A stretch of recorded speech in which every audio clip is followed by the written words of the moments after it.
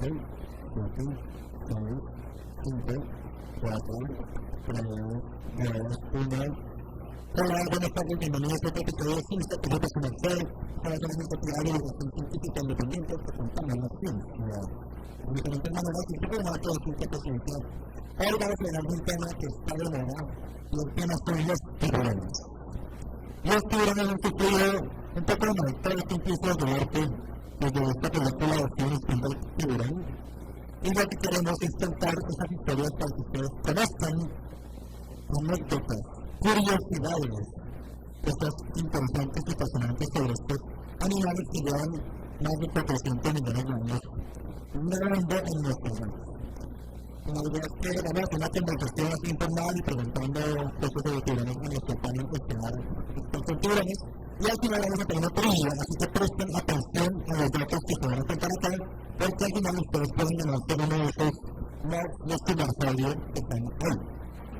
Claro que si lo quieren comprar también lo pueden comprar al final que tenemos. También de Sumersaurio y todo esto. Y también ustedes al final van a poder hacerle preguntas a nuestros panelistas. Anoten sus preguntas tiburonescas. Queremos invitarlos también a que vayan aquí a 3 cuadras en la Universidad de los Andes. Estamos una exhibición sobre tiburones completamente gratuita para que vayan y conozcan el tiburón duende, el tiburón martillo, el tiburón linterna enano, el más pequeño del mundo, y el gran megalodón, un tiburón que hay allá de 10 metros de grande. Sin más preámbulo, vamos a empezar presentándoles a nuestros panelistas. Vamos a ir de este lado para ese lado. Empezamos con Jorge Molina, él es profesor de la Universidad de los Andes y especialista en ecología sensorial, entre muchas otras cosas. Un aplauso para Jorge.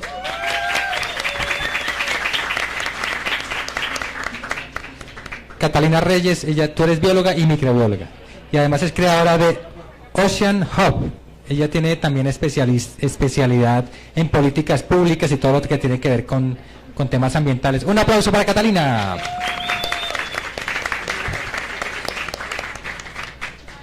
Daniel Marín también es biólogo y bucea con tiburones desde que es niño, más o menos. También trabaja y se especializa en los tiburones. Un aplauso para Daniel. Es cierto, ven. Bueno, empecemos un poquito para cada uno nos cuenta así resumidamente por cómo o por qué le interesan los tiburones o cómo terminaron trabajando con tiburones o queriendo los tiburones. Entonces empecemos con Jorge, a ver, cuéntanos a ver. Bueno, entonces ya mi contacto con los tiburones en realidad comenzó hace muy poco. Yo, cuando comencé a interesarme en la ecología sensorial, claramente de los primeros grupos que aparecen son los tiburones por esas particularidades que de pronto más adelante vamos a ir cubriendo. Pero después de comenzar a leer sobre ellos, con mi novia comenzamos la idea de, bueno, vamos a comenzar a bucear en diferentes partes del mundo. Y ella no es bióloga, pero ella es obsesionada con todo lo que tenga que ver con el mar y comenzó a decirme que teníamos que ir a bucear con tiburones. Y yo claramente al principio comencé con el temor de tener que bucear con tiburones, y ahí fue cuando comencé a entender mucho más a los tiburones y a amar verdaderamente lo que significan los tiburones para los océanos. Entonces mi experiencia es relativamente corta. Yo llevo buceando por ahí unos 8 años más o menos, ya llevo más o menos unas 200 inmersiones y varias, claramente he involucrado con diferentes grupos de tiburones, entonces ahí he comenzado a darme cuenta de la diversidad y del papel que juegan tan importante en la naturaleza. ¿200 inmersiones? Wow, tremendo. Sí, uno aprende todos los días de los profesores de uno de todos los días. Sí, total. De toda la vida, sí. Catalina, a ver. Disque nuevo, 200 inversiones.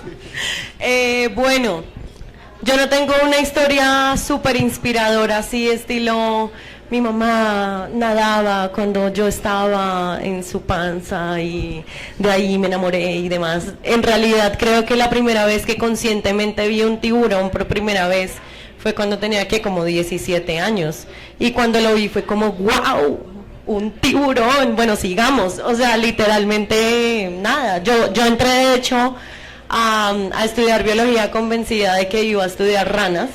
Las ranas son como mi segundo amor, pero pero en algún punto recuerdo mucho que me puse un reto personal y fue como, ¿cuál es la materia y cuál es como la temática en la que menos me vería? Entonces había una cosa que era como ecología marina y yo dije, pues bueno, hagámosle, tomemos el riesgo y miremos a ver en qué consiste esa materia y demás. Sí, ¿Sí está sonando? Sí.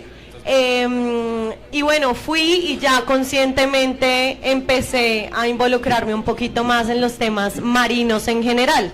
Entonces ya hacía unos 7, 8 años había visto ese primer tiburón, que era un tiburón limón. Me acuerdo que era una hembra de tiburón limón con una cría. Entonces no fue un encuentro como tan fortuito y tan simple, sino que fue algo como bien carnudo. Y ya después me comencé a interesar en los temas marinos y sobre todo me di cuenta de lo marginado que es el tema en el, digamos, como en la palestra pública y también en la política pública, y por eso me obsesioné para tratar de poner ese tema en la mesa absolutamente todo el tiempo, porque, digamos, me irrita muchísimo que la gente vea el océano simplemente como una mancha en el mapa o como la mancha al frente en las vacaciones y que no le demos el valor que merecen. Y particularmente los tiburones, pues por todo su rol ecológico, por su historia evolutiva tan espectacular, maravillosa, estruendosa absolutamente. Entonces creo que ha ido como todo de la mano. Digamos, en mi desarrollo profesional, y en algún punto simplemente me doy cuenta que se necesitan también personas que logremos traducir ese lenguaje tan intrincado, científico, a las políticas públicas, porque allá afuera hay muchos abogados, hay muchos politólogos, hay muchos sociólogos tomando decisiones y diciendo cosas que en realidad contrarían a la ciencia o que no están, digamos, tan enterados. Y realmente esas políticas públicas y esas decisiones se tienen que tomar basadas en la mejor ciencia posible, y ahí fue que me comencé a conectar en esa interlocución entre la política y la ciencia. Entonces los tiburones han sido como un protagonista que va y viene, como en el océano, que no necesariamente todas las veces los vemos, pero siempre están ahí. Listo. Daniel. Bueno, yo iba a contar lo de que estaba en el vientre de mi mamá y tal cual. No, mentiras, es un poquito parecido. Digamos que en mi caso... ¿Se escucha? Sí. Bueno, en mi caso me encuentro con los tiburones fue cuando estaba relativamente pequeño, como que, bueno, primero mi mamá es bióloga marina, entonces desde los 12 años yo ya estaba haciendo mi curso de buceo, ya estaba aprendiendo a bucear para irme a bucear con mi mamá a San Andrés, a Providencia, a buscar bichos, básicamente. Entonces, el primer encuentro que tuve no fue con un tiburón, pero sí con un pariente cercano, que fue una raya en San Andrés. Y desde ahí yo dije, wow, o sea, ¿qué es esta vaina? Entonces, ya a la edad de los 13, 12 años, yo dije, no, pues quiero estudiar biología porque quiero entender estos bichos, quiero entender el mar, quiero entender todo lo relacionado con la biología marina. Entonces, como que esa fue como mi principal motivación, o sea, básicamente los tiburones me metieron a estudiar biología. Ya cuando entré en el pregrado, pues entonces quería conocer todo de los bichos y dije como, bueno, quiero que mi tesis sea con tiburones. Entonces, es como muy reconocido en términos de tiburones, él se llama Diego Cardeñosa. Y pues tuve la oportunidad de hacer mi tesis con él y trabajar ya directamente, principalmente en genética de la conservación de tiburones. Entonces pues ya de ahí en adelante pues ha sido mi pasión desde pequeño, y el objetivo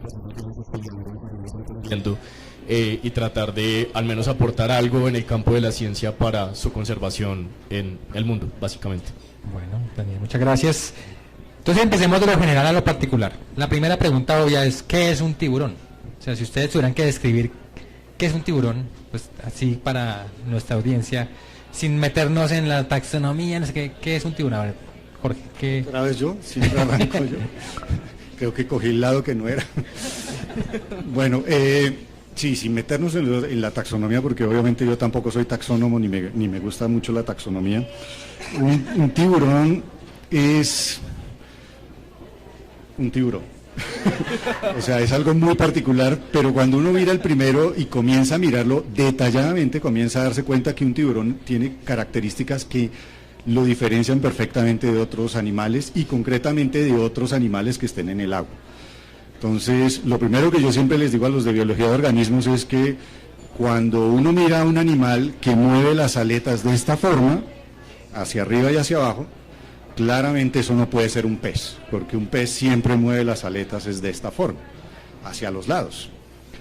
Un tiburón la mueve de esta forma, o sea, un tiburón es más cercano a un pez que algo que mueva la cola de esta forma, que se llama mamífero. Entonces, por ejemplo, las ballenas, los delfines, todos esos hacen esto. ¿Sí? Sigan la mano y verán que todos mueven la cabeza y ahí cogen el ritmo. ¿Sí? Esa es la idea. Eso, así es. Eso es. ¿Sí? En cambio, los peces lo hacen de esta manera. Es muy particular.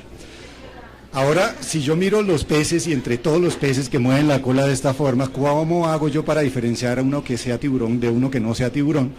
Pues la situación es mucho más sencilla todavía. Uno solamente tiene que mirar la parte anterior de la cara y hacia los lados vamos a encontrar de 5 a 7 ranuras abiertas.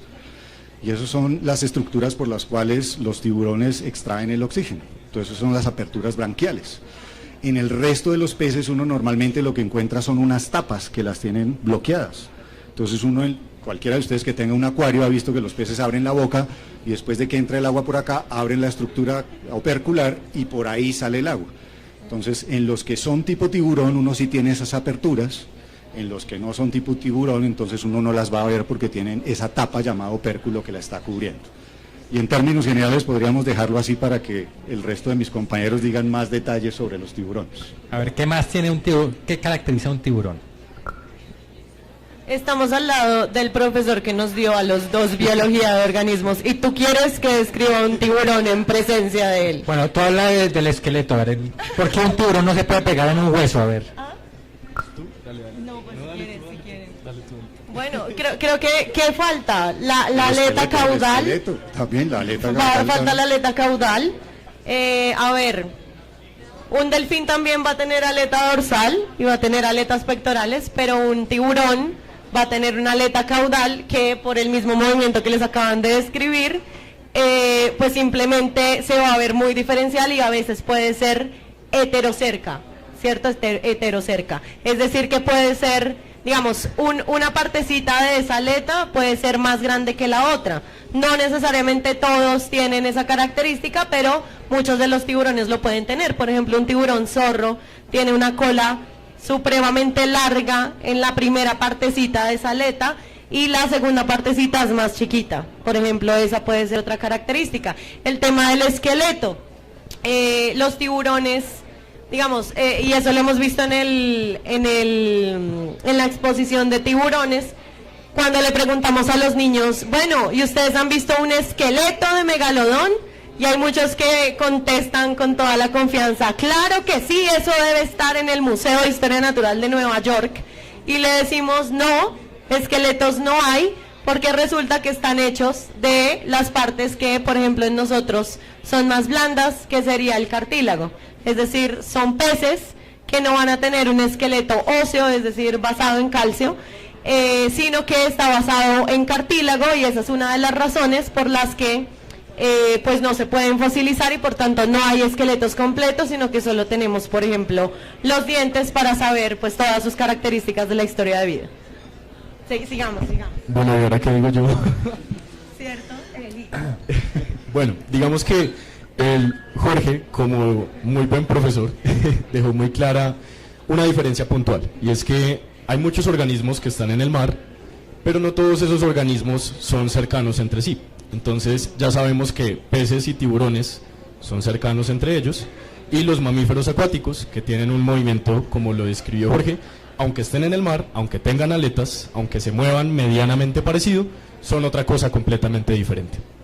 Ahora, si hablamos entonces, por ejemplo, de los tiburones, ya hablamos de las branquias, ya hablamos de que son peces cartilaginosos, es decir, tenemos los peces normales, de los que habla, por ejemplo, Jorge, que tienen unos opérculos en las zonas laterales de su cabeza, y estos peces tienen estructuras óseas, están compuestas principalmente por calcio. Cuando uno come pescado frito y la espina. Hay Eso espinas. es hueso óseo. Por eso es que hay que ponerse Eso. cuidado, sí. Es duro. El caso de los tiburones, entonces, como muy bien lo dijo Catalina, es que básicamente están compuestos por cartílago. Ahora, hay otras cosas de las que podríamos hablar. Entonces, los peces tradicionales que nosotros conocemos, pues tienen escamas, ¿verdad? Entonces, ustedes cuando van a un restaurante y les llega su mojarra frita, pues ustedes empiezan a desescamarla porque uno no se come esas escamas y ya después sí se come lo de la carne de la mojarra. En el caso de los tiburones, vamos a ver que ellos no tienen escamas, sino que su piel, hagan de cuenta que es como si ustedes tocaran una lija. Entonces, su piel es muy carrasposa, por describirlo de alguna manera. Entonces, esa característica, llevado un poco a términos un poco más científicos, se les denomina dentículos. Entonces, básicamente, cuando ustedes piensen en tiburones, piensen en dientes. Tienen dientes por todos lados. Entonces, mudan dientes todo el tiempo, les crecen dientes todo el tiempo, hay dientes de todos los tamaños, formas, estructuras, y en su piel van a tener dientes, básicamente. ¿Tienen dientes en la piel? Sí, se le denominan dentículos dérmicos. O sea, no vaya a acariciar nunca un tiburón porque puede salir rayado. Exacto. Entonces, por eso tú tocas un tiburón y parece como si pasara la mano por una lija, porque básicamente tienen dientes muy pequeños, que se les llaman dentículos. No sé qué más decir ahí. O sea, si está oscuro y usted está buceando y toca algo y es medio lija, pues nada más rápido. Sí. Bueno, yo creo, entonces ya sabemos que los tiburones son especiales. Entonces, el universo más o menos, según los físicos, dice que tiene más o menos 13.000 millones de años. La Tierra, más o menos, dicen los físicos, que se formó hace más o menos 4.800, 4.500 millones de años. Los biólogos dicen que la vida surgió en la Tierra más o menos hace 3.800 millones de años, 4.000 millones de años. Los seres humanos, según los que estudian eso, dicen que más o menos aparecimos hace más o menos 200.000, 300.000 años. Y los tiburones son un poco sorpresivos. Cuéntenos un poquito, ¿cómo así que llevan más de 400 millones de años? Que eso es antes que incluso los primeros árboles. O sea, apareció el primer tiburón y no había un árbol sobre la Tierra. ¿Cómo es esto? A ver, cuéntenos eso de los tiburones y la evolución y la cosa. A ver, ¿quién? ¿Organismos? Sí, eso es algo muy particular. Yo creo que todo el mundo tiene una tendencia a pensar que el planeta cuando surgió tenía plantas y después aparecieron los animales. No, primero aparecieron los animales, incluso primero aparecieron hongos, animales, y después, y bacterias pues hacen mucho más. Uy, casi me llevo la lámpara por emocionarme por las bacterias. Las bacterias son todavía mucho más antiguas, o sea, eso sí ya nos llevan. Yo siempre les digo a los de biología de organismos, este planeta ha sido y seguirá siendo dominado por las bacterias, ahí no hay discusión. Y también les digo, no crean ese cuento de que el hombre llegó a la luna. Ni siquiera fue una mujer la que llegó a la luna, fueron las bacterias unidas a las arqueas las que llegaron a la luna, comandadas por un cuerpo que era de humano, pero eso no tiene nada que ver con la historia. O sea, no se crean mucha café con leche porque en realidad somos bacterias de arqueas unidas, eso es todo lo que somos. Algo muy parecido es un tiburón. Un tiburón es la unión de una bacteria y una arquea también. O sea, los tiburones son tampoco nada especial más allá de las bacterias y las arqueas, algo de virus también. Pero sí aparecieron mucho después, mucho antes, de que aparecieran plantas y muchos otros organismos. Humanos ni siquiera estábamos en el plan cuando aparecieron los tiburones. Estamos hablando de que en la Tierra pasó algo muy importante que se llama la explosión del Cámbrico.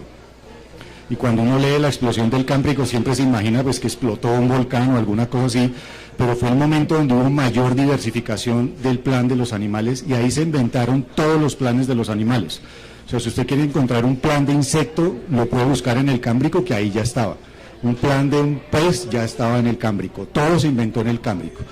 O sea, es como si alguien hubiera cogido los planos, hubiera diseñado todos los animales, después rompió los planos y no surgió nada más. No hemos inventado nada más después del Cámbrico. Pero los tiburones comenzaron a aparecer en un periodo que es inmediatamente después, que se llama el Ordoviciano.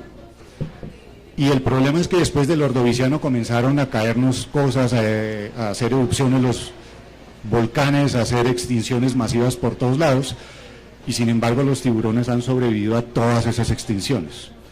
Ninguno de nosotros ha sufrido una extinción. Lo que máximo hemos sobrevivido es una pandemia. Y todos ustedes son sobrevivientes de una pandemia, pero una pandemia no es nada comparado a una extinción masiva. Los tiburones llevan 5 y ahí están. O sea, verdaderamente eso sí es un sobreviviente. Ustedes son sobrevivientes de pandemia, pero no de extinciones masivas. Tremendo los tiburones. Y es curioso porque no solamente llevan mucho tiempo en la tierra, sino también alcanzan edades sorprendentes. Entonces, no sé, Bach y Beethoven vivieron en, no sé, nacieron en 1700. Y diga, 1700 es un resto de tiempo. ¿Cómo así que hay tiburones que se ha estimado que pueden vivir más de 300 años? ¿Y cómo se sabe que son tan viejos? O sea, no tienen la cédula, a ver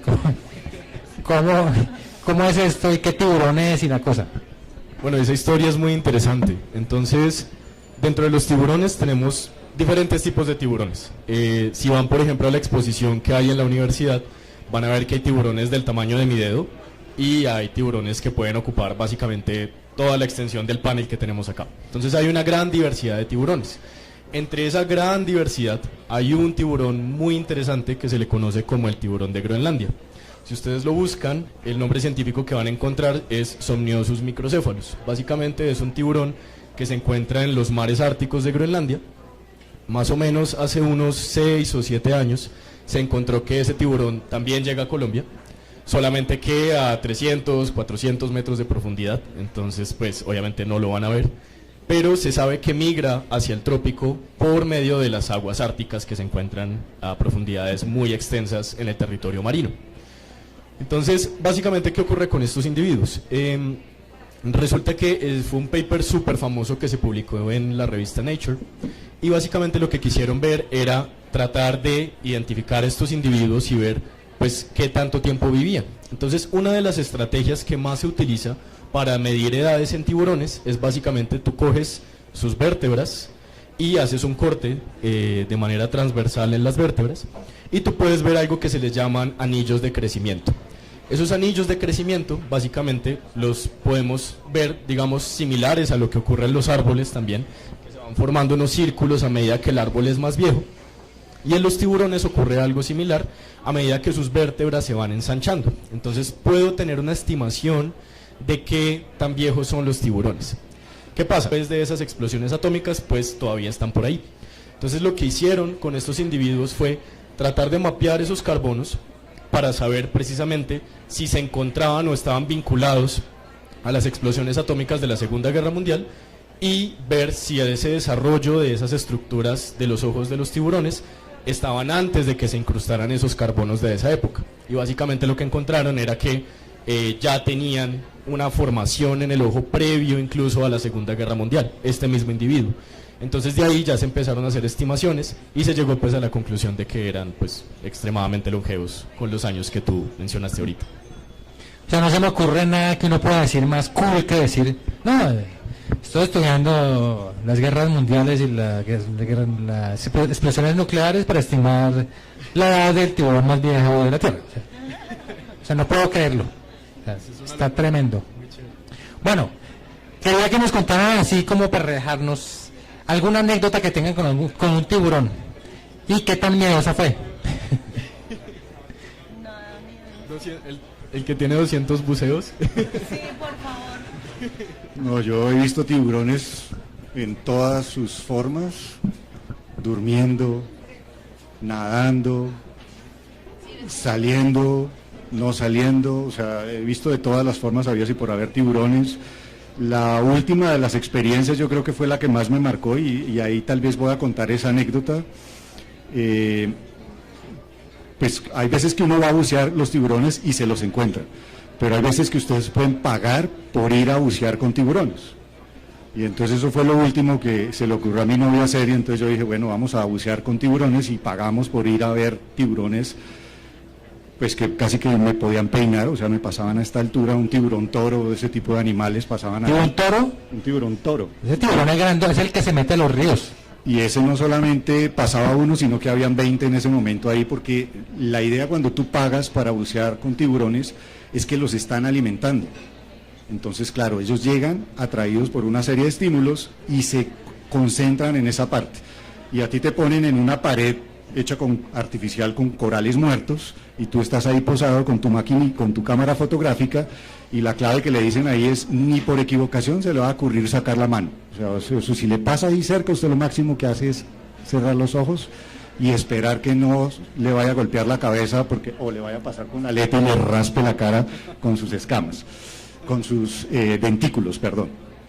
Y lo más interesante que me quedó a mí de esa experiencia fue que, claro, cuando uno se va a meter, la secretaria que está anotando ahí, pasando la tarjeta crédito de uno, tranquilo, cuando salga contamos a ver otra vez si salió con todos los dedos, le dicen a uno, y uno con ese susto, pues la primera vez que va a bucear uno con un toro, es que eso es impresionante.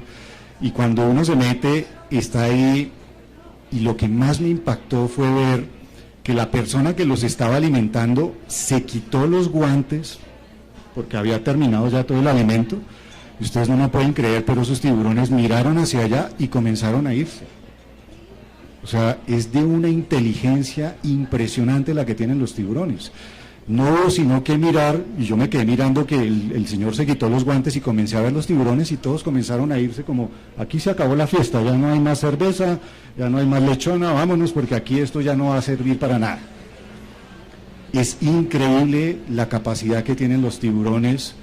Y eso solo en ese momento. Después me contaron los biólogos, porque allá donde estaba buceando habían biólogos franceses que estaban haciendo un estudio de personalidades, y entonces cuando salimos nos dijeron, uy, ustedes son bien interesantes, ¿no? Los tiburones nunca los habíamos visto pasar tan cerca de alguien, y nosotros, gracias, sí, chévere, yo no sé qué sería lo que tenía yo, pero sí me sentí bastante cerca de un tiburón. Y después lo otro que nos dijeron es, los tiburones tienen personalidades. Eso es otra cosa bien impactante, y últimamente los biólogos han comenzado a hablar de personalidades en ranas, de personalidades en serpientes, y claramente hay personalidades de tiburones. Hay el tiburón inquieto, el tiburón que todo le llama la atención y quiere verlo, el tiburón que cualquier cosa desconocida a 20 metros es mejor, yo por allá no me arrimo, así como hay personalidades dentro de ustedes, extrovertidos, introvertidos, nerviosos, de todas las formas habidas y por haber.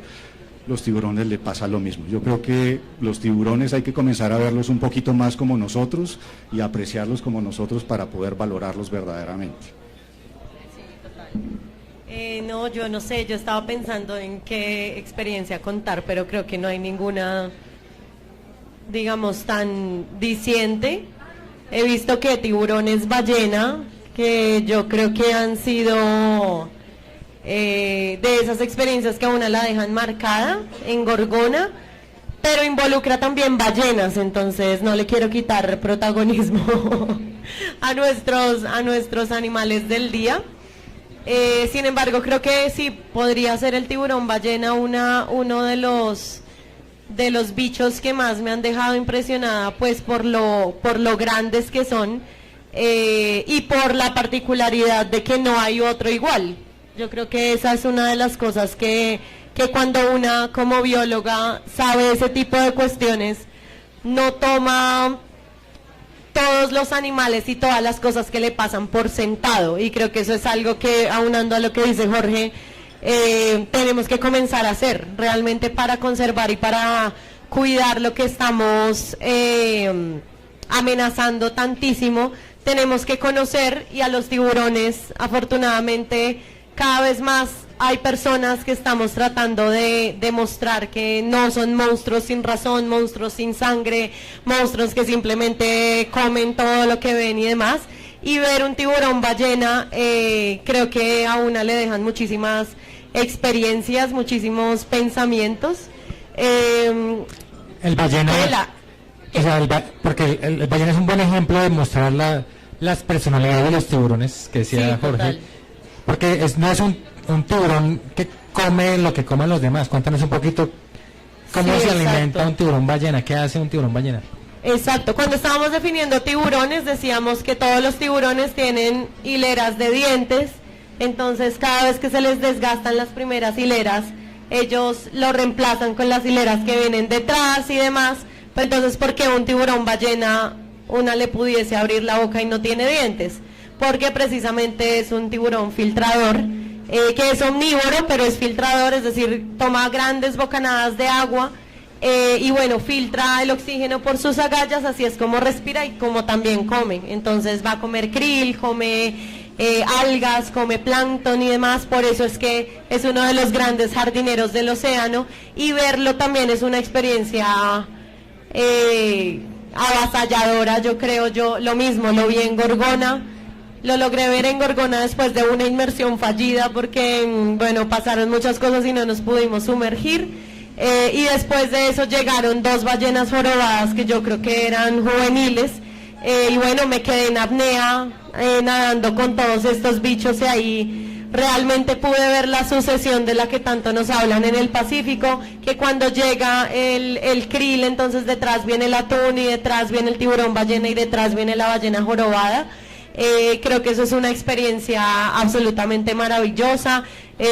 Otra de las veces que yo me quedé ahí boba 15 minutos mirando fue cuando vi que efectivamente los tiburones arrecifales de Punta Blanca sí son los propios dormilones, porque se quedan todos en pila. Entonces yo veo, bueno, aparte tengo una cosa que decir, y es que yo era astigmática.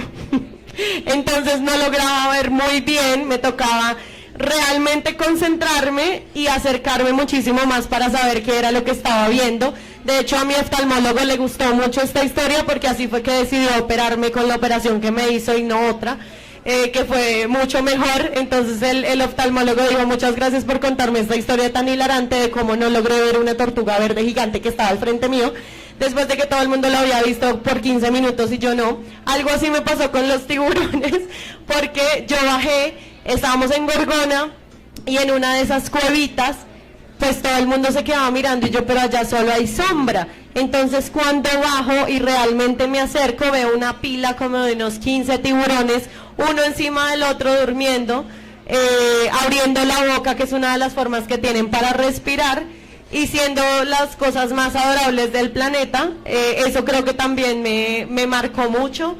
El tiburón limón hembra con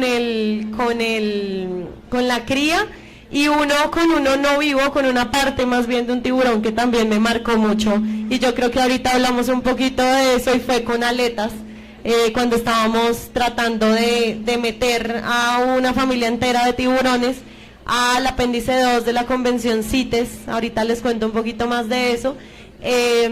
Y básicamente habían muchas personas, muchos pescadores que nos decían: pero es que ¿cómo vamos a meter al tiburón azul en esa lista si obviamente cuando sacamos la aleta vamos a saber que es azul porque es azul? Y nosotros, ¿pero de qué están hablando? Llevamos como unas 5 aletas de tiburón. Ahí había tiburón zorro, había tiburón arrecifal de Punta Blanca, Punta Negra creo que había tiburón tigre, tiburón toro y tiburón azul. Entonces cada persona, cada delegado de países que iba pasando por ahí, nosotros les mostrábamos las aletas y les decíamos cuál es el azul. Nadie nos supo nunca decir cuál es el azul, porque efectivamente, digamos, parar o frenar ese mercado negro de aletas de tiburones es muy difícil, porque solamente viéndolos, pues no, digamos, no es una forma discernible de realmente identificar qué tipo de tiburón están llevando a los mercados negros, bien sea en Hong Kong, bien sea en un mercado en Ecuador, en Buenaventura o en cualquier parte del mundo. Entonces creo que esa experiencia, que no es tan bonita y aventurera, también me marcó mucho. Y bueno, después les cuento porque logramos cosas muy chéveres en ese momento, en esa COP de esa convención. Daniel. Bueno, a ver, pensemos. Bueno, lo primero es que de los encuentros más bonitos que yo he tenido han sido básicamente en Colombia. Ustedes no se imaginan la diversidad marina que tenemos, la abundancia de tiburones que se pueden ver en este país. Es una cosa absurda. Ustedes no tienen que ir a Sudáfrica para ver tiburones, no tienen que irse a Bimini o a las Bahamas. En Colombia hay una diversidad gigante, tanto en el Pacífico como en el Caribe. Entonces, si alguno aquí es entusiasta de los buceos, les gusta ir a ver bichos, conozcan Colombia, váyanse a Providencia, váyanse a San Andrés, váyanse a Nuquí, buceen en el Chocó. Bucear en el Chocó es de las experiencias más lindas que yo he tenido en mi vida. Entonces háganlo, de verdad que es una cosa absurda. dicho eso, entonces, bueno, a ver, tuve una experiencia muy chévere también en Gorgona. Desafortunadamente yo no vi tiburón ballena, pero en una de las inmersiones fue muy interesante porque precisamente los tiburones aletiblancos que menciona Catalina, se les conoce porque, sí, son muy perezosos, y entre las cosas curiosas que hacen es que ellos son capaces de identificar lugares donde hay mucha corriente de agua. Recuerden, bueno, no recuerden, sino que básicamente los tiburones, a diferencia de la mayoría de los peces, ellos tienen que estar constantemente nadando. No todos lo hacen, hay algunos que tienen algunas adaptaciones para no hacerlo, pero en su mayoría los tiburones tienen que estar nadando constantemente con la idea de poder meter agua que pase a través de sus branquias y puedan filtrar ese oxígeno que está presente en el agua. Hay algunos tiburones que han encontrado estrategias para descansar y no tener que estarse moviendo todo el tiempo. Entonces, por ejemplo, algo que hacían los aletiblancos es que ellos son capaces de ver dónde hay mucho flujo de corriente.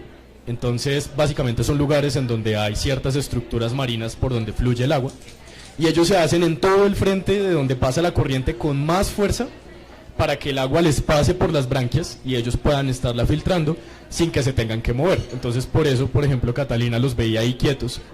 Entonces, pues es una cosa súper, súper interesante. También verlos a veces así es difícil porque, claro, si tú estás buceando y quieres ir a verlos descansando, pues entonces te toca irte en contra de una corriente horrible que a veces te jala y te tira por allá 30, 40 metros.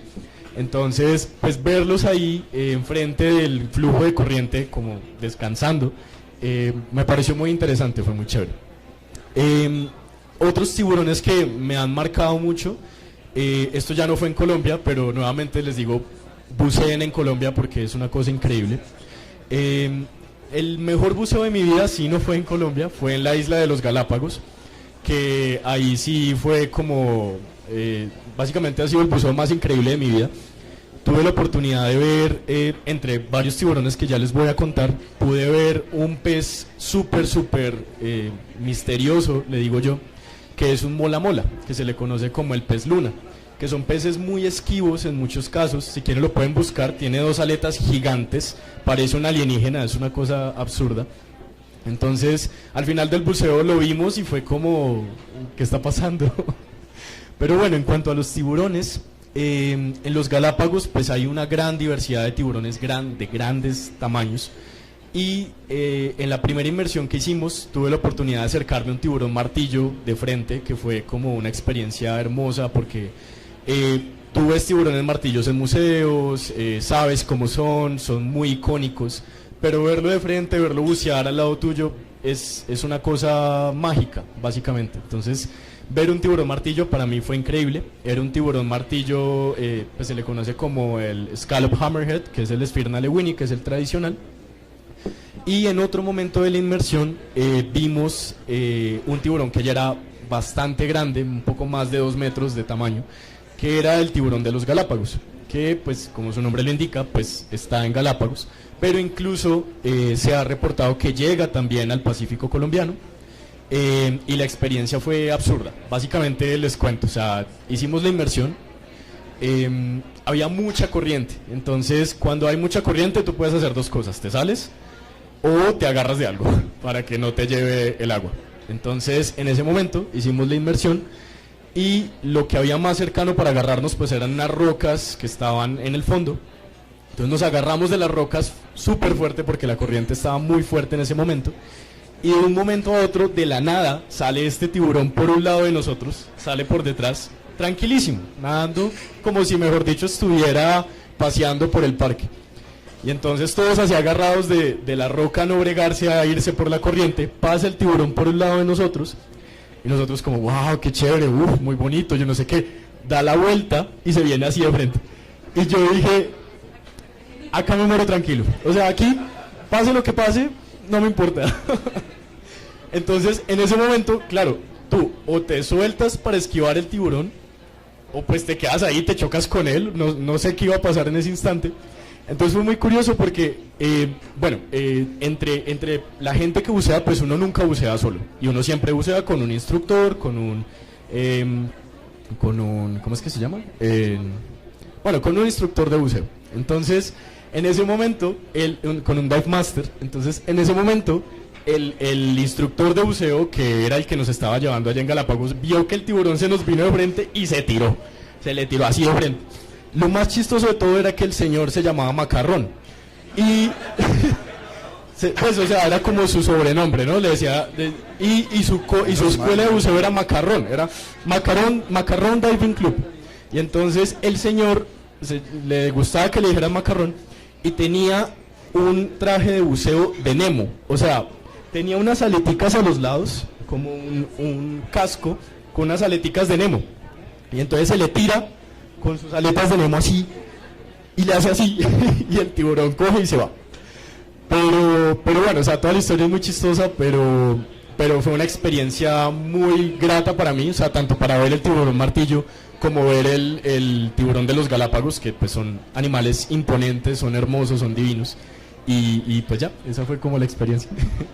Tremendas experiencias. Una pregunta, ¿a los tiburones les gusta la carne humana? ¿Qué dicen? ¿Deberíamos tenerles miedo cuando nos metemos al agua? ¿Sí, no y por qué? Yo digo que el principal problema es que cuando uno habla de bacterias, tiene una idea de una que de pronto les causó una infección en las amígdalas y ustedes le tienen miedo y le ponen la misma connotación a todas las otras bacterias. Lo mismo pasa con los tiburones. Los humanos somos muy dados a hacer generalizaciones y eso es lo peor que nos puede pasar. Hay tiburones que no comen sino cangrejos, cosas así, o sea, no les interesa en lo más mínimo una foca, por ejemplo. Mucho menos un humano, o sea, a ellos les gusta son cangrejos, otro tipo de cosas. Entonces yo creo que lo peor que nosotros hacemos es generalizar tiburones. Hay muchas especies de tiburones, cada uno especializado en el ecosistema con diferentes presas, y humanos ni siquiera están en la carta de ninguno de esos tiburones. O sea, lo que ha pasado normalmente son situaciones de accidentes, porque como les acabo de decir por personalidades, no falta el tiburón que ve una sombra que le llama la atención, se acerca, muerde y generalmente lo que hace es botar porque eso no le parece agradable y no le sabe bastante bien. Pero seguramente uno que coma cangrejos ni siquiera eso le va a llamar la atención y ni siquiera se va a acercar, porque él está en lo que está, como cada uno de nosotros, en lo que está al día y en lo que tiene que hacer en su momento. Entonces yo diría que no hay que generalizar. Tiburones, seguramente a la gran mayoría ni les pasa por la cabeza que algo que se mueva como humano les va a llamar la atención, ni siquiera acercarse. No entra dentro de los gustos de ellos. Lo que sospeché. Por ejemplo, Catalina, tú que tienes que trabajar mucho con políticos, ¿tú crees que la visión que nos ha dado Hollywood de los tiburones, porque no es sino que pongan Netflix y hoy en día hay como 17 películas de Megalodón y el tiburón en París, y Charnero y Baby Shark y todo, nos tienen inundados de películas donde muestran a los tiburones como monstruos. ¿Tú crees que, no sé, un político se influencia por eso y eso degenera en que las políticas públicas que tienen que ver con tiburones se afecten por nuestra visión sesgada que dice Jorge? Sí, total. Yo creo que hay una disonancia cognitiva bastante marcada con los tiburones. No sé si fue porque una no vio nunca Jaws, que no le tenía tanto miedo, no le tenía miedo a los tiburones, pero sí hay gente que simplemente de la manera más obtusa e irreflexiva va a entender a los tiburones como eso, máquinas para matar, todos son absolutamente lo mismo, y van a propiciar no solo desinformación en la población, sino acciones o inacciones que repercuten en la mala salud de las poblaciones de tiburones. Entonces, mientras estaban ustedes dos hablando, yo me acordaba mucho de un del suceso en el que hubo un ataque de una tiburona. ¿Cómo fue que le pusieron? Ya le pusieron un nombre, Diego le puso un nombre. En San Andrés. ¿El del italiano? Sí. ¿Cómo fue que le pusieron? No me acuerdo el nombre, pero sí. Pero era una tiburona tigre. Y bueno, hubo un ataque a un ciudadano italiano, lastimosamente murió y demás. Y luego hubo varios hechos de retaliación de las poblaciones autóctonas en San Andrés contra unas especies que no tienen nada que ver con la tiburona que digamos que estaba en ese momento sindicada como la que fue parte del proceso. Entonces, la tiburona era una tiburona tigre, que es una de las que tienen mayor eventualidades, dentro de las poquísimas eventualidades de ataques de tiburones a humanos. Los tiburones toro y los tiburones tigre son los que tienen mayor número de casos reportados. Y son tiburones masivos. Ese animal estaba como 7 metros, tenía como unos 7 metros de longitud o más, porque la lograron captar, la lograron anillar y demás, y siguieron toda su desplazamiento en la costa en San Andrés. Y resulta que los habitantes en ese momento comenzaron a cazar, y no solo a cazar, sino comenzaron a darle palo, literalmente, a unos tiburones nodriza que tienen una boquita así de grande, que se les llama también los tiburones que les gusta abrazar. Evidentemente nosotros no estamos ni por los visos en la dieta natural del tiburón nodriza, y ahí hubo, no, digamos que yo sepa, como unos 4 casos en donde los cogieron a palo y los acabaron, y mejor dicho. Y las autoridades entonces simplemente se restringían a, en ese momento la Corporación Autónoma Regional se limitaba a sacar las alertas, digamos, por redes sociales. Ellos no son una amenaza, tranquilos, si ven algo como esto, repórtenlo y demás. Pero lo que estamos viendo no solo es negligencia de muchas personas que nunca, digamos, pararon eso en la raíz desde mucho antes, sino que también vemos el eterno problema, que si a mí me preguntan cuál es el problema de, digamos, el océano en el mundo y particularmente en Colombia, es una falta de mecanismos certeros de vigilancia, control y monitoreo, que no permite realmente saber la información desde la fuente, y por eso es que tenemos después un desencadenamiento de tantos problemas que bien sea puede, digamos, decantar en un ataque de tiburón, o en estos tipos de retaliaciones, o en otro tipo de cuestiones que ya va hacia cambio climático, hacia pesca, hacia otros, digamos, otros coletazos de las amenazas que tienen los tiburones. Entonces, creo que sí, yo soy hater de Hollywood y su instrumentalización de la vida silvestre para simplemente generar miedos que primero están infundados, y segundo, después no están tampoco comprometidos a surtir procesos que llenen esos daños que hicieron. Por ejemplo, y digamos, esas son entrevistas que ha dado Steven Spielberg, de que está usted supremamente apenado en su vida, de hacer Jaws y haber generado una visión tan negativa de los tiburones, y eso desencadenó después, y hay muchos artículos que, digamos, que hablan al respecto, pues una retaliación masiva de todas las formas frente a los tiburones en todos lados del mundo. En este momento un miedo absolutamente infundado, digamos, a todas las especies, sean grandes depredadores o sean depredadores de segundo nivel o de tercer nivel. Simplemente todo lo que se asocia a un tiburón está mal, y eso creo que tiene que ver mucho esa hegemonía cultural que ha, digamos, que siempre ha desarrollado Estados Unidos y su industria audiovisual. ¿Daniel, quieres decir algo? ¿Cuál era la pregunta?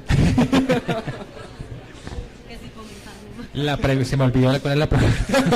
No, a mí no se me ha olvidado sobre los políticos y los tiburones. Que si los tiburones, sí, ya. Que si les gusta la sangre.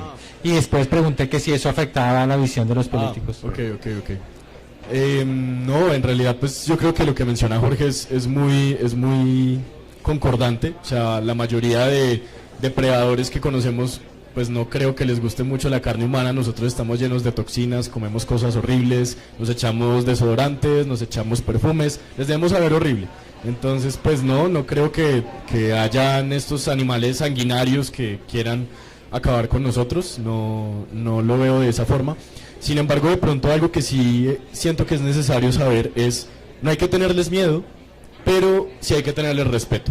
O sea, son organismos son individuos que básicamente sí son máquinas para matar, pero para matar sus presas, están diseñados para capturarlas de la manera más eficiente, son súper rápidos, tienen una serie de adaptaciones que les permite capturar sus presas con mucha facilidad.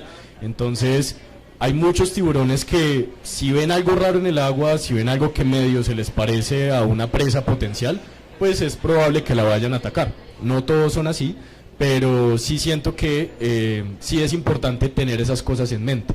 Por ejemplo, hay un tiburón que de pronto no es tan famoso como el tiburón blanco, el tiburón tigre, el tiburón toro, que se sabe que son de los más agresivos, donde hay más ataques. Hay un tiburón que se le conoce como el tiburón oceánico de puntas blancas.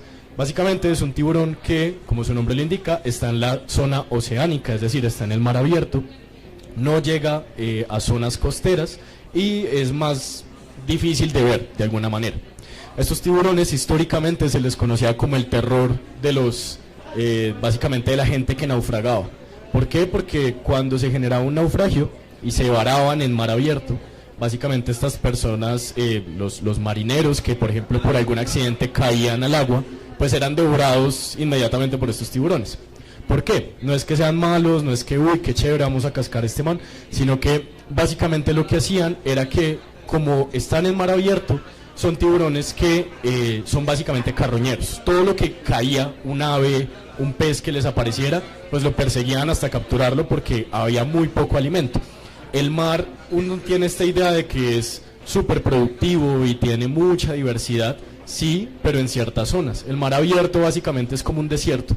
Entonces, los tiburones que se encuentran en ese tipo de hábitats pueden llegar a ser muy agresivos, pueden tener ciertos riesgos si uno tiene un encuentro con ellos.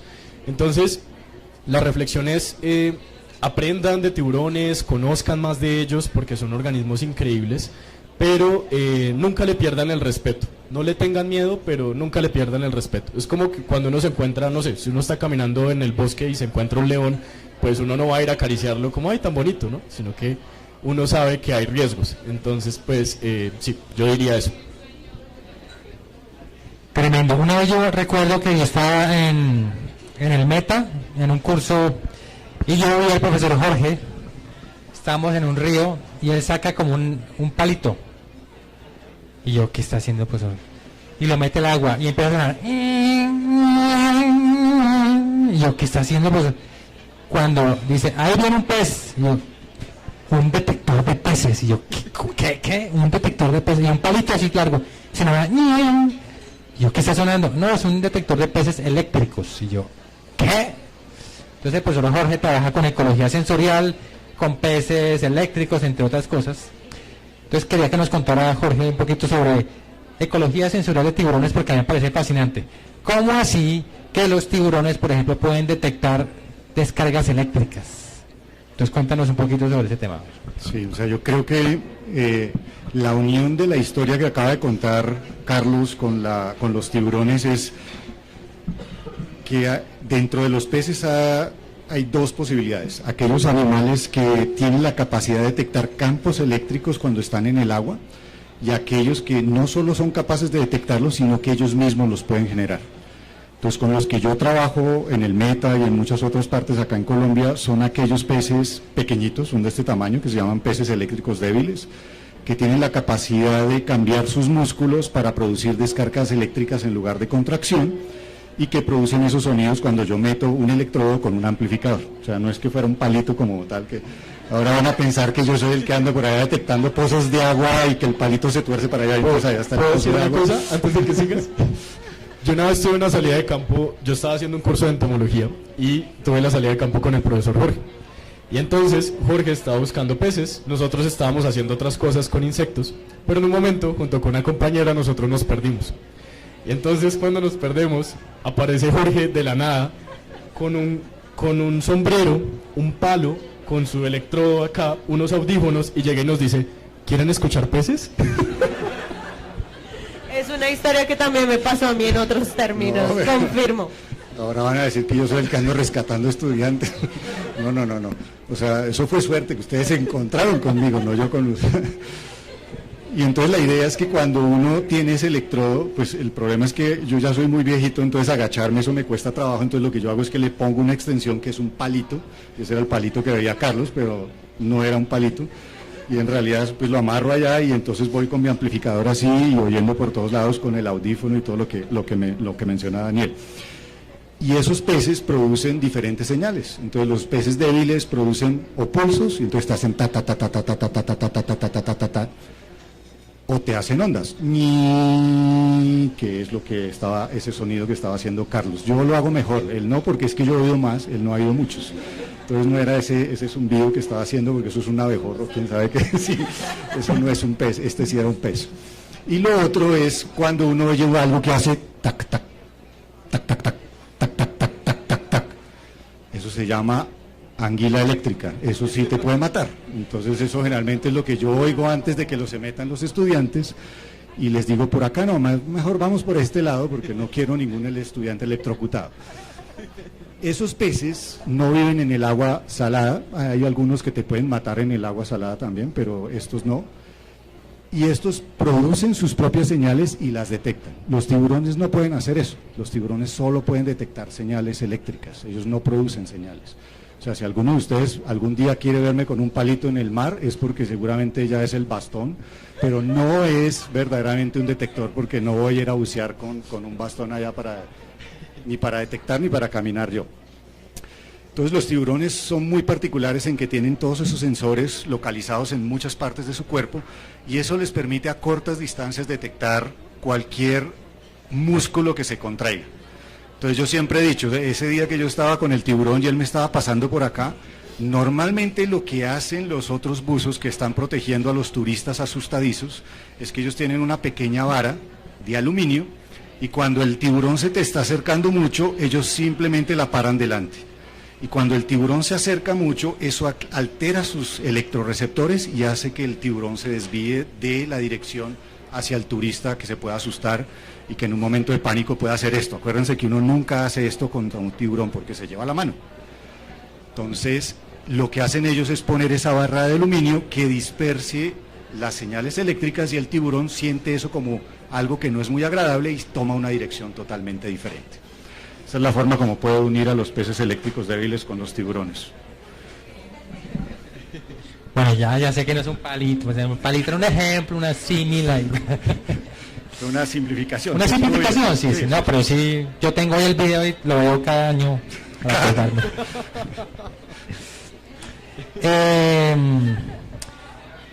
Bueno, yo sé que los humanos a veces, para justificar la existencia de animales que no nos gustan, tratamos de buscar como justificaciones en términos de si no existiera este animal, pasaría esto.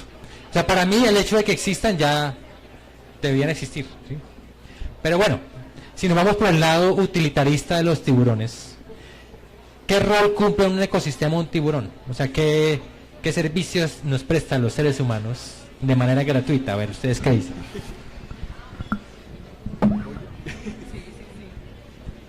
Bueno, en biología hay algo que uno le enseñan en sus primeros semestres de organismos, por ejemplo, que son las redes tróficas.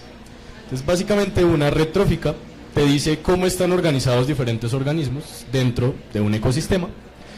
En esos grupos tú puedes clasificar organismos productores, herbívoros y depredadores de manera muy básica. ¿Qué pasa? Los tiburones son depredadores tope. ¿Qué significa que sean depredadores tope? Que están en el tope de esa red trófica. Entonces, básicamente ellos se alimentan de otros mesodepredadores, que están como en el intermedio, de herbívoros, y digamos que hay toda una codependencia entre esos organismos. Si tú llegas a un ecosistema y quitas los tiburones, quitas el tope de los depredadores, que se encargan de controlar lo que está más abajo, pues entonces eso que está más abajo va a empezar a crecer, va a empezar a aumentar. Entonces, problema grave. La mayoría de organismos que están debajo o son mesodepredadores o son herbívoros, por ejemplo, en un ecosistema arrecifal, podríamos decir. Entonces, si esos herbívoros empiezan a aumentar, pues entonces lo que vamos a ver es que van a empezar a acabar con los organismos productores, que son los que obtienen energía, por ejemplo, de la fotosíntesis y demás.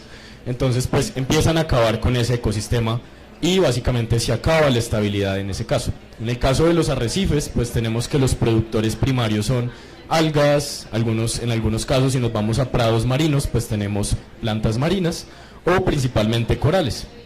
Entonces, de manera sencilla, si tú quitas al tiburón de un ecosistema, pues poco a poco ese ecosistema se va a ir degradando, de manera que van a proliferar algunos individuos, algunos organismos, van a acabar con otros y pues poco a poco se va perdiendo la estructura del ecosistema.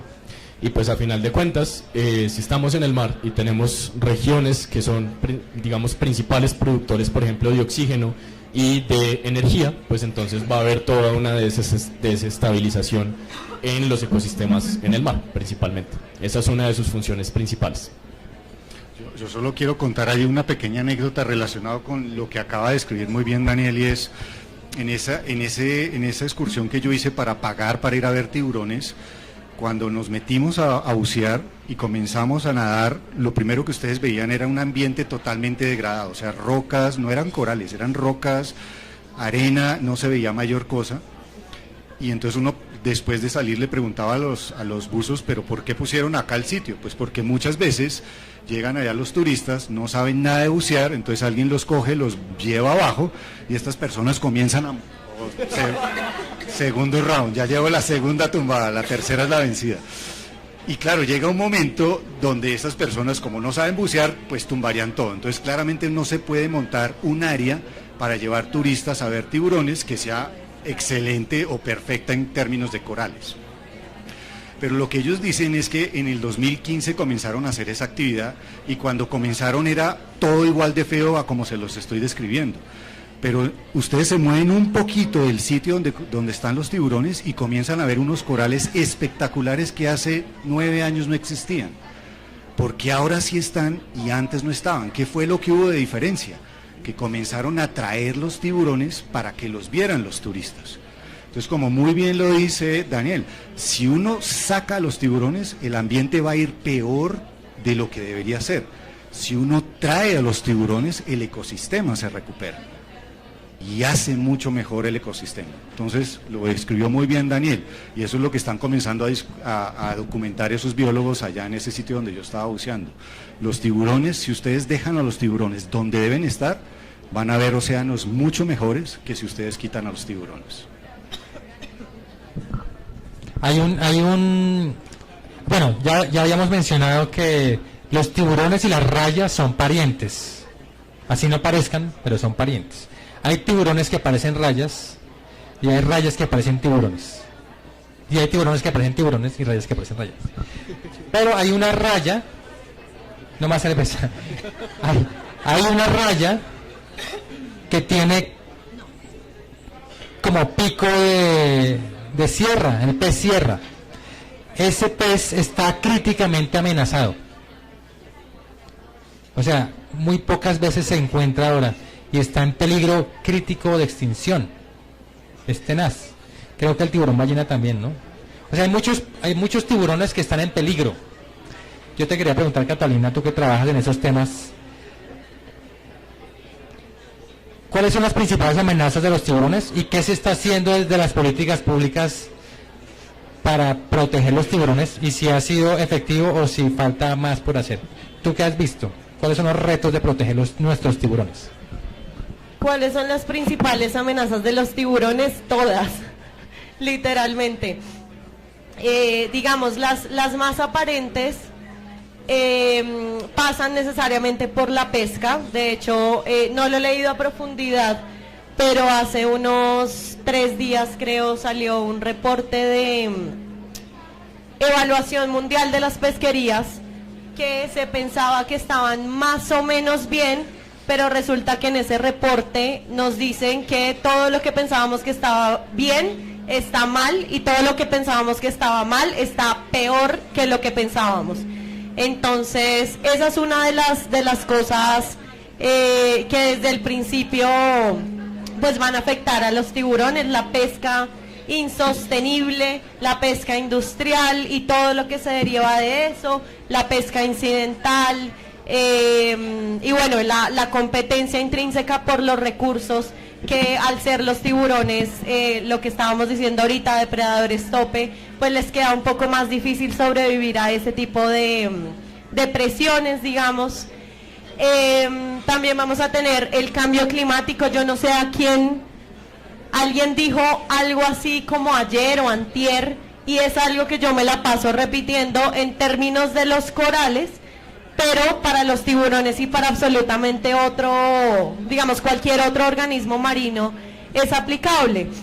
Y es la crisis climática o el cambio climático, que tenemos que verlo como un problema sistémico de muchas cuestiones, entre ellas la acidificación oceánica, la colmatación, por ejemplo, de las aguas con nitrógeno y con fósforo, o bueno, de todos los sistemas con nitrógeno y con fósforo, los microplásticos, o bueno, las entidades novedosas, lo que se llama en los límites planetarios, y un montón de cuestiones están directa o indirectamente afectando a los tiburones. Entonces pensemos en un animal filtrador como los tiburones ballena, cuando da esas grandes bocanadas. ¿Qué pasa si se le mete no solo una bolsa de plástico gigante, sino también los microplásticos por las agallas? Ese tipo de consecuencias, por ejemplo, todavía no las tenemos muy bien estandarizadas, y es algo que definitivamente está afectando no solo a ellos como individuos, sino también a toda la red trófica, a todo el ecosistema. Pero, por ejemplo, una cuestión como la acidificación oceánica es algo que, por más que nosotros creemos santuarios, o por más de que hagamos medidas que vayan a proteger las poblaciones o ciertas comunidades y demás, van a seguir afectando el medio, por tanto van a seguir afectando a los tiburones y a todos sus digamos, los animales y las plantas y todos los organismos que dependen de ellos. Entonces, creo que son muchísimas las amenazas, y al mismo tiempo muchísimos los problemas que tienen los tiburones intrínsecamente por la historia de vida, por las cualidades que tienen ellos. Entonces, ¿qué cosas se han hecho? Muchísimas, pero siguen siendo insuficientes. Creo que una de las cosas que nos hace falta, digamos, en las políticas públicas y en las apuestas por la gobernanza global del océano, es entender los patrones migratorios de estas especies. Hacer, por ejemplo, un área marina protegida, que es un espacio estático en un momento, en un espacio, y que siempre obviamente está pensado, por ejemplo, solo en la zona fótica, es decir, la primera columna de agua de los primeros 200 metros, para proteger ciertas especies. Por ejemplo, está dejando por fuera el océano profundo, las interacciones que hay entre las diferentes termoclinas, entre las diferentes estratos del océano, entre toda la biodiversidad que todavía no conocemos y demás. Eso, por ejemplo, también sigue estando embebido en las aguas territoriales o zona económica exclusiva de los países. Pero ¿qué pasa, por ejemplo, si yo hablo de la protección de un tiburón ballena que va a llegar desde, o más bien desde los flujos de la Antártida hasta aquí arriba, y se va a ir de manera cosmopolita por todo el mundo a depredar o a comer y a migrar y demás? Es una área marina protegida que está estática en un país, en el marco de una zona económica exclusiva, suficiente para un tiburón altamente migratorio, por ejemplo, o es suficiente para el krill del que depende, por ejemplo, el tiburón migratorio. Ese tipo de cuestiones todavía de manera tan integral no está comprendido, digamos, en las políticas públicas. Sin embargo, pues han habido muchísimos, ¿cómo decirlo?, esfuerzos a nivel internacional y obviamente a nivel nacional por ampliar esas áreas protegidas y poder blindarlas de una integralidad un poco más fuerte. Entonces tenemos cosas como, obviamente, las áreas marinas protegidas embebidas en la jurisdicción nacional. En eso Colombia, por ejemplo, ha dado clase internacional en cantidad, más no en calidad, lastimosamente. Nosotros ya alcanzamos la meta 30 por 30, que ahorita en aras de hablar de la COP16 de biodiversidad también, la COP15 determinó que una de las formas en las que teníamos para o las que tenemos para poder proteger la vida silvestre es protegiendo el 30% tanto de áreas continentales como de aguas marinas para 2030 y el objetivo se llama 30 por 30. Colombia lo alcanzó en el anterior gobierno. Nosotros tenemos áreas protegidas como Malpelo, o bueno, el Distrito Integrado de Manejo Malpelo, tenemos los parques nacionales naturales, tenemos el DNMI Lomas y Colinas del Pacífico, también recientemente vamos a abrir el Parque Nacional de la Cordillera Beata, y bueno, Sea Flower y todo este tipo de cuestiones. Sin embargo, otra vez mi tema es falta control, monitoreo, vigilancia y control efectivo para que realmente todas esas medidas se puedan, puedan entrar en vigor propiamente y se puedan reforzar de una manera tal en la que sepamos qué hay, qué no hay, qué se está haciendo bien y qué se está haciendo mal. A nivel internacional, por ejemplo, también hay unas figuras dentro de CBD, la Convención de Biodiversidad, que se llaman las EPSAS, que son sitios significativos biológica o ecológicamente.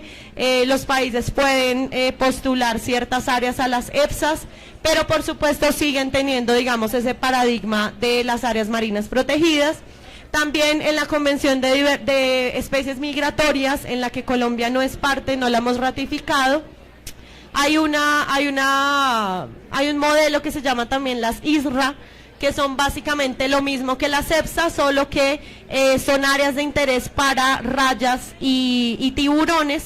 Entonces hay varias ISRA en el mundo por su importancia para este tipo de organismos y demás. Sin embargo, todavía no hemos podido ver cuál es realmente la efectividad de esas áreas por una cuestión que la voy a decir ya a lo último.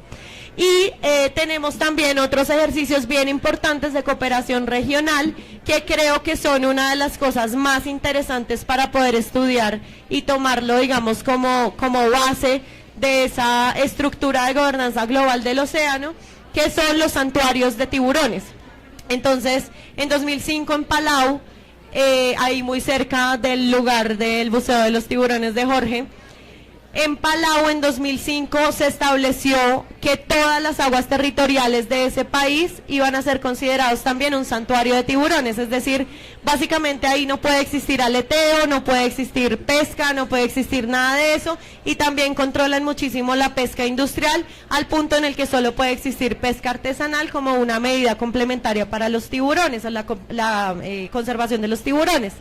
Y después, unos 5 o 7 años después, en Micronesia, en toda la región, varias pequeñas islas del Pacífico se unieron para hacer un gran santuario de tiburones que en este momento tiene muchísimas áreas comprendidas y pues están haciendo todos los esfuerzos necesarios para que los tiburones pues sean bien protegidos. Sin embargo, y con eso termino, tenemos un problema muy grande con los tiburones, y es que la mayoría de los tiburones logran, madurar sexualmente a unas edades muy tardías.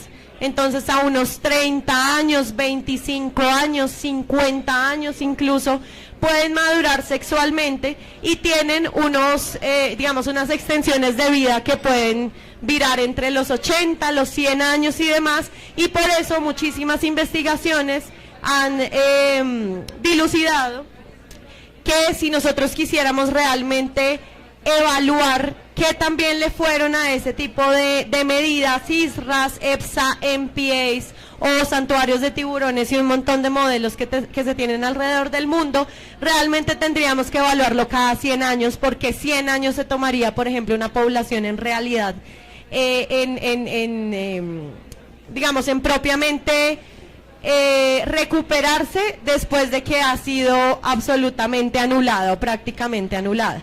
Entonces, las cosas se están haciendo, sin embargo, las particularidades de las historias de vida de los tiburones hacen muy difícil el monitoreo, el seguimiento, la formulación y el análisis de la efectividad de ese tipo de áreas. Entonces, para que, una de las cosas que se pueden hacer para poder fortalecer todas esas medidas que se están tomando para proteger a los tiburones es meternos a otros sectores económicos, meternos a la pesca y mirar qué hacen con los tiburones y cómo podemos hacer para que los tiburones no sean un target de la pesca, por ejemplo, meternos con las comunidades ancestrales, con las comunidades costeras, para que en el marco de todas sus actividades puedan realmente proteger a los tiburones y que no sean un aliciente, digamos, de esas malas prácticas.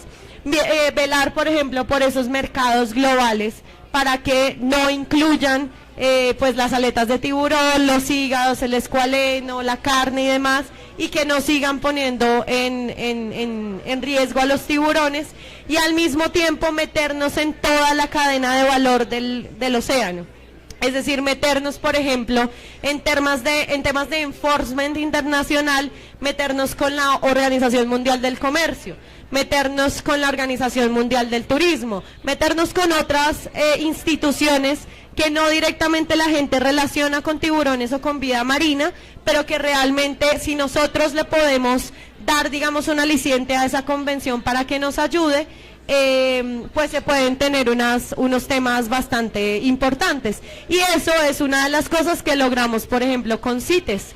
La buena noticia que logramos en CITES, que es la Convención de Comercio Internacional de Especies Amenazadas, tuvo su COP, su Conferencia de las Partes, en Panamá en 2019, y nosotros logramos incluir a toda la familia de esfírnidos, que son los tiburones martillo, a los tiburones requiem, que es donde están el tiburón azul, el tiburón blanco y otros tiburones, en el apéndice 2, es decir, reforzar las medidas para que los países estén mucho más pendientes de los comercios, digamos, de sus puertos y de su comercio internacional, y que en el caso de que les aparezcan sanciones, que eso es una cosa que no muchas veces, por ejemplo, tenemos en las convenciones internacionales o en la comunidad internacional. Las sanciones no son, primero, efectivas, y segundo, no son tan comunes.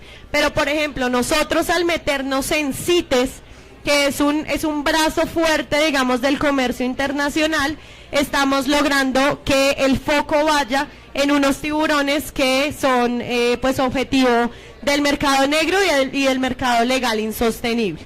Entonces, ese es el estado. Hay muchas cosas que se están haciendo, muchas cosas que faltan por hacer. Hay que blindar de integralidad el debate, y al mismo tiempo los tiburones en sí mismos nos la ponen muy difícil porque tienen historias de vida supremamente complejas, y además nos falta mucha investigación para poderlos entender a profundidad y tener muchísima más normatividad que nos permita blindarlos en todos sus estadios de vida. Pero ahí se está haciendo, y Colombia creo que de una u otra forma está demostrando que se puede hacer, solo que falta muchísima más articulación interinstitucional. Gracias, Catalina. Como se dan cuenta, es bastante complejo. Ella mencionó un resto de siglas que uno diría como eso está muy denso, no entiendo ni jota, CITES. Bueno, el caso es que menos mal hay personas como Catalina que estudiaron biología, pero se van y hablan con tomadores de decisiones, con políticos, para cambiar la legislación. Pero yo sí creo, y esto es un aviso parroquial, que los políticos, los tomadores de decisiones, cuando eran niños, pues eran niños. Y de pronto un político, cuando es niño, que fue expuesto a divulgación sobre especies, sobre biodiversidad, sobre la física, sobre la química, de pronto cuando es adulto, pues va a tomar decisiones más informadas, y eso beneficia a todos. Y aquí viene el aviso parroquial. Paula, ¿me haces el favor, me prestas el libro?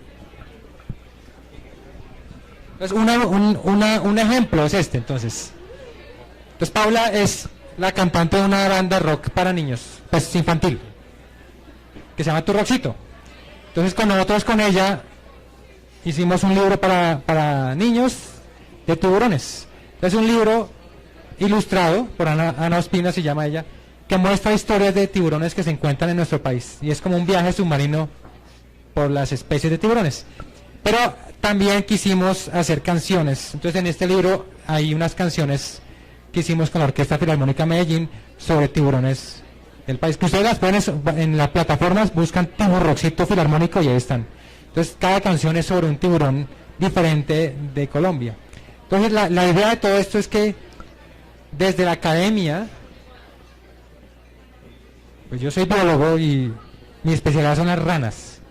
Entonces yo, así como Sandra también, que es miembro de Ciencia Capaz, debería tener las ranas. Nosotros antes, la única forma de contar lo que hacíamos era a través de artículos científicos o charlas o seminarios, pero yo creo que este tipo de espacios, por ejemplo, aquí estamos en un bar, a usted no le pidieron carnet para entrar, ¿sí o no? Y están enterándose de cosas que salen de las universidades. Entonces lo mismo yo creo que toca meterle la ficha, todas las universidades del país, los centros de investigación, hacer estrategias de divulgación, así como libros como estos, música, café ciencia, videos, entrevistas, baila tu PhD. O sea, hay un teatro, hay un resto de estrategias que se pueden hacer por fuera de las instituciones académicas, sino en la plaza de mercado, en la carnicería, en la panadería. Uno puede contar las historias de ciencia. Y yo creo que así, si se hace muchas veces en varias partes del país, varias instituciones públicas, privadas, pues gradualmente vamos a tener una población más informada de estos temas, tal que cuando estas personas se vuelvan tomadoras de decisiones, pues ya es más fácil que una persona como Catalina diga, pero es que es Firna Corona, que es diferente a Firna Lewini, no sé qué, claro que sí, no, pero es que tal es, no, entonces es más fácil, ¿sí? Pues por eso, pues este era el aviso parroquial, para que ustedes también deben saber de muchas cosas, hay que contarlas. Yo tampoco le contaba ni siquiera lo que yo hacía a mis papás. Nunca le conté nada de ranas a mis papás. Y después, oye, ¿y por qué nunca le conté a mis papás? Es porque yo pensaba que esto que yo aprendí, nada tiene que ver con la gente, y sí tiene que ver. Bueno, ahora viene la trivia. Cada uno de nuestros panelistas les va a hacer una pregunta de algo que dijeron, así estilo quiz. Y nuestra audiencia va a levantar la mano muy ordenadamente y ustedes escogen quién responde. Si responde bien, se les da un premio que es un mug de sumarsaurio. Si responde mal, pues le damos la oportunidad a otra persona para que conteste. Entonces piénsense en unas preguntas bien cuchillas de lo que dijeron y les preguntamos a la audiencia. Piensen ahí bien, por favor. Vamos a pensar las preguntas. ¿Quién tiene ya una pregunta? A ver, Catalina tiene una pregunta que no sea de respuesta ambigua, sino de respuesta como esa es la respuesta. Sí, yo iba a preguntar cuál es el tiburón más bonito, pero entonces no. Esa no sirve. Eso es subjetivo, sí. Esa es subjetiva. Obviamente es el tiburón toro. A mí también me gusta. Hicimos una canción del tiburón toro que se mete por el río, el tiburón toro. Lo amo. No, sí, yo tengo una pregunta. Tú escoges quién contesta, listo. A ver, ¿cuál es? No, pero ¿quién tiene ganas? A ver, ¿quién me hace ojitos? ¿Quién tiene ganas de contestar? Ya quieren MUX, allá quieren. Aquí. Es el primero que conteste. El primero que levante la mano. Bueno. Levantan la mano y tú escoges. Pues por eso escoges cuando levantan la Esa es mano. la pregunta y los que levanten la mano. Ok. ¿Cuál fue el país que en 2005 creó el primer santuario mundial de tiburones? No, creo que nadie. Otra. Tengo muy difícil. Otra. ¿Quién? Así. Ven para acá. Panamá. No. No, te puedes quedar allá, no era Panamá. No, estaba muy dura. ¿Cuál fue el primer país del mundo que en 2005 creó el primer santuario mundial? Bueno, el primer santuario de tiburones. Cerca, ajá. Comienza por P. Allá. Levanten la mano. Palau. Muy bien.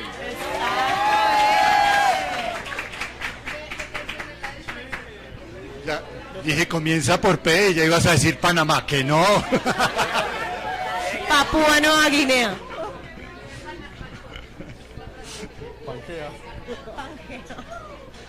¿Quién sigue? Dale, Daniel, dale vos. Bueno, pues estamos hablando de tiburones, ¿no? Entonces, a ver, ¿cuál es el nombre científico del tiburón de Groenlandia? No, pero estas preguntas. Sí, no. De tal profesor, tal estudiante. Tú tienes que seleccionar a alguien. Casi. Estuviste cerca. Ok, ¿alguien más? Y cuando alguien se duerme mucho, ¿qué sigue? Cuando alguien se... ¿Cómo? Bien, sí. Muy bien. El nombre es Somniosus microcephalus. Pero bueno, prestaron atención, muy bien. Bueno, yo Jorge. sí voy a hacer la pregunta tipo profesor corchadora. ¿Cuántas veces toqué esta campana? No, yo escojo, me dijeron que preguntar. La señora. 2 veces, ¿cierto? Lo valemos, pues sí. Gente que le pone el alma. Estuvo muy fácil, sí. Bueno, Bueno, pero cuidado. cuidado. Felicitaciones a los ganadores del Sumeresaurio. Si quieren más, aquí pueden comprar. Valen el mug. 25 los calcomanías, 2000 para que apoyen a Ciencia Café. Bueno, ahora vienen preguntas de ustedes a nuestros paneles. A ver, vengan aquí, se acercan y le hacen. ¿Cuántas veces tienen la oportunidad de preguntarle a especialistas en biología sus preguntas más inquietantes? Todo lo que quisieran preguntar sobre tiburones y nunca se atrevieron. Por acá se acercan y hablan al micrófono, por favor. Toca hablar en el micrófono. Entonces la repetimos, pues. Tú hablaste de algo bastante interesante y es que hay tiburones que parecen rayas, rayas que parecen tiburones. Quisiera que nos contaran cómo diferenciamos una raya de un tiburón, porque hay cosas como pues Pictis pectinata o el pez guitarra o el pez sierra que pues pueden llegar a confundir.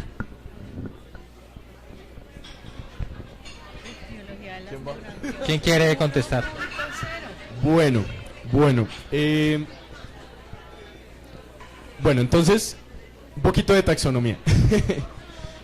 No, en realidad tú tienes 2 grupos cuando hablas de, básicamente se les conoce como elasmobranquios.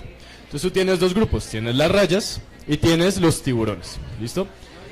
Hay otro grupo cercano que son las quimeras, pero no vamos a hablar de ellos. Entonces, una de las diferencias principales que tú encuentras entre una raya y un tiburón es que las rayas están aplanadas de manera dorso-ventral y van a tener unas estructuras que no son iguales a los peces, pero se les van a llamar opérculos. Entonces en la zona de arriba de las rayas van a tener unos sifoncitos que se les conocen como opérculos que les ayudan a filtrar el agua. No es lo mismo que tienen los peces, pero es relativamente parecido. Otra característica que diferencia al tiburón de la raya es que los tiburones por lo general van a tener entre 5 a 6 branquias, principalmente. Los tiburones más con características más ancestrales, por decirlo así, los más viejos, van a tener 6. A medida que te vas acercando a los tiburones más recientes, vas a tener alrededor de 5 branquias.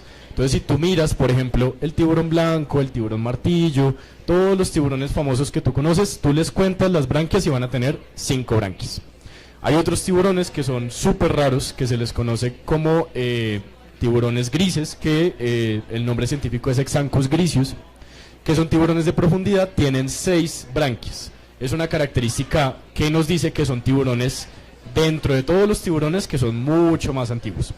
Entonces, pues sí, estas serían como una forma sencilla de diferenciar. Las rayas tienen opérculos, son aplanados dorsoventralmente, la boca se encuentra en la zona de abajo, y los tiburones van a tener entre 6 a 5 branquias y no van a tener presencia de opérculos. Y las rayas van a tener una estructura que se encuentra en la zona de atrás, que es una especie como de aguijón, que algunas pueden llegar a tener veneno, otras no, pero pues es una característica propia de las rayas y mantarrayas y en general. Entonces pues esa sería una forma fácil de poderlos diferenciar. Y yo lo complementaría diciendo muy corto, si tú miras esas aperturas, los tiburones siempre las tienen a los lados. Como las rayas se aplanaron, no las pueden tener a los lados, entonces las tienen es abajo. Entonces tú volteas, pues no lo vayas a hacer porque te ganas una situación desagradable, pero si uno las voltea, les ve las aperturas en la parte de abajo. Y eso los delata como peces cartilaginosos. Ah, y otra cosa, las rayas no es que estén sonriendo. Hay unas rayas que uno las ve y parece que están sonriendo. No están sonriendo, es que son así. Pero lo que pasa es que uno a veces tiene la tendencia a antropomorfizar las formas, comportamientos de los animales y uno dice, ay, está bailando el animalito, está contento. pero no está ni bailando ni parece sonriente, entonces la selfie, la cosa. Preguntas.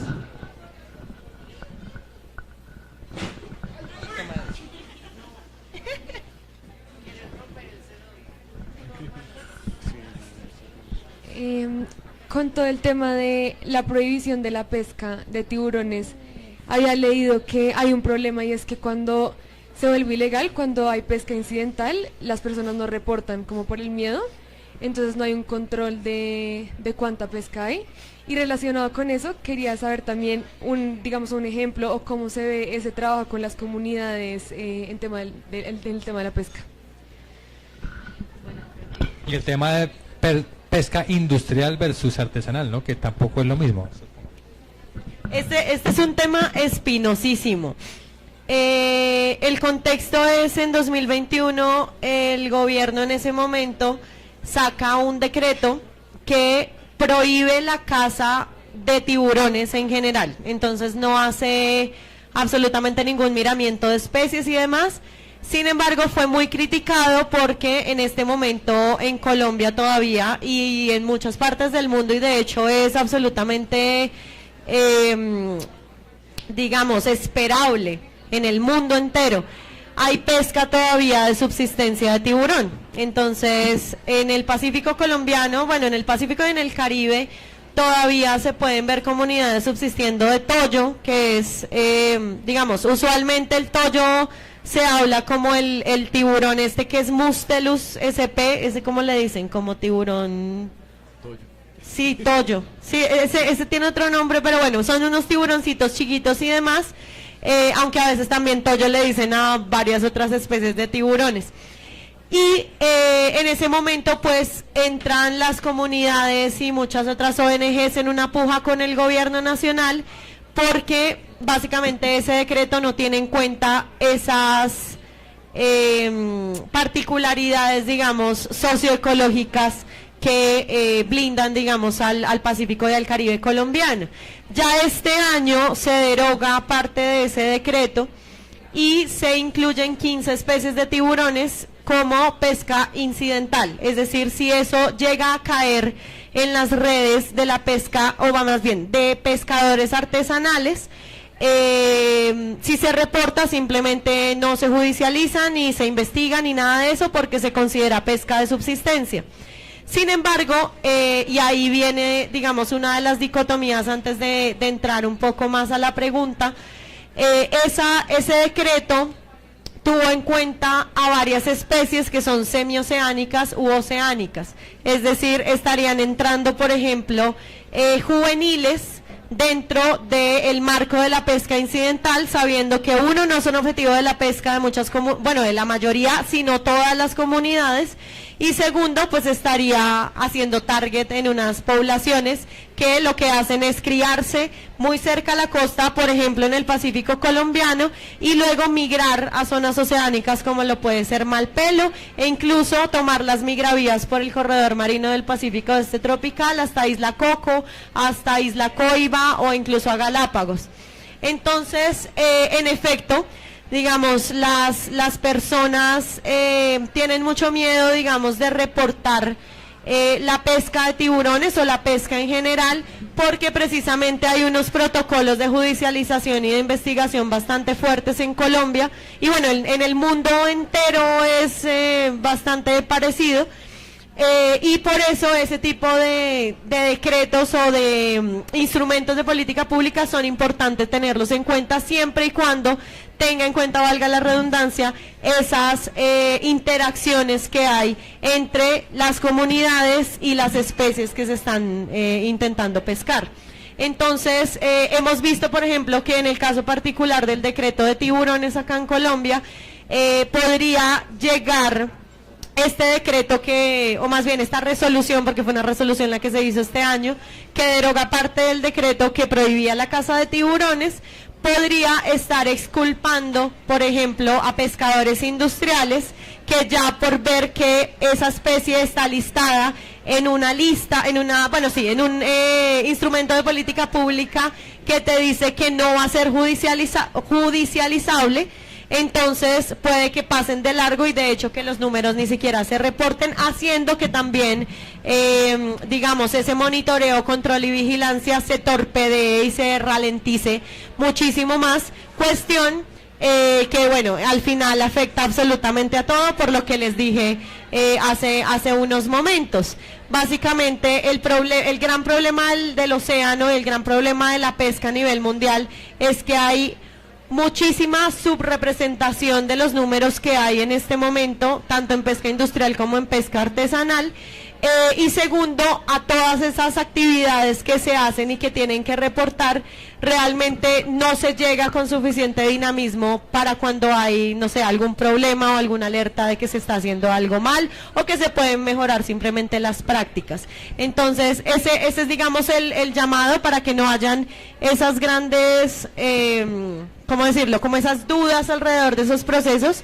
Hay que hacer unos monitoreos, hay que hacer una formulación participativa de políticas públicas para que todo el mundo sea tenido en cuenta, para que las formas de vida, los modos de vida sean tenidos en cuenta en esos instrumentos y para que sobre todo en el monitoreo y vigilancia también puedan estar metidas las comunidades.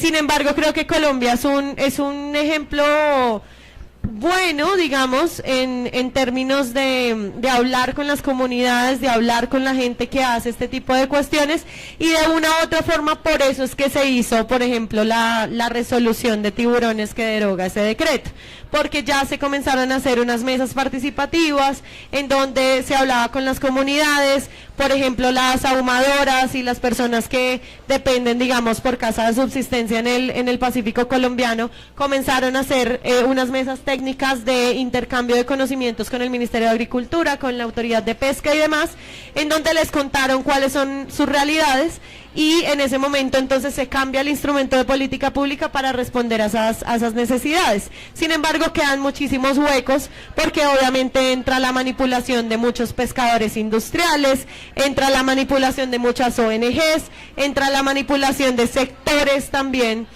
digamos, de los mismos pescadores artesanales que les interesa que el instrumento diga una cosa y no otra, que por ejemplo meta un tiburón zorro que no tiene sentido, o que meta un tiburón oceánico, martillo, en una resolución que nada tiene que ver, por ejemplo, con pesca de subsistencia. Entonces, en Colombia hay buenos ejemplos, creo que en América Latina hay muy buenos ejemplos. En este momento me atrevería a decir que si ustedes se quieren inspirar de cosas que se han hecho bien, que no son perfectas, pero que se han hecho bien, me atrevería a decir las experiencias en Micronesia, las experiencias en Palau, en todas las islas del Pacífico, no necesariamente en tiburones como tal, sino en pesca en general y en gobernanza del océano, son espacios espectaculares para poder aprender. Y otro tema muy chévere es lo que pasó en México con una reserva que se llama Revillagigedo.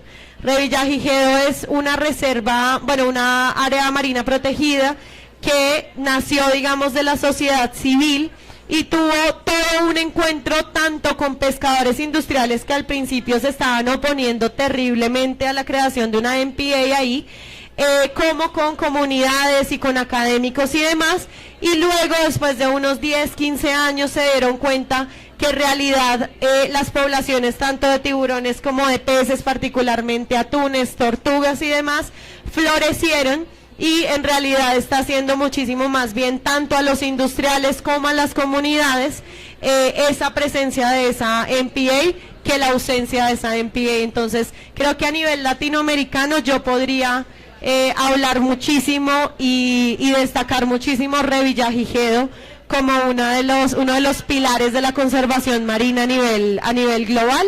Y aparte también es importante decirlo, Revillagigedo es parte de, o más bien quiere hacer parte de lo que es el corredor marino del Pacífico Este tropical, como una isla que en últimas esas migravías lleva a los animales a que terminen allá y a que luego se devuelvan, por ejemplo, a Malpelo, a Gorgona, a Isla Coco, a Galápagos y a Coiba. Vale. Otra pregunta, última pregunta.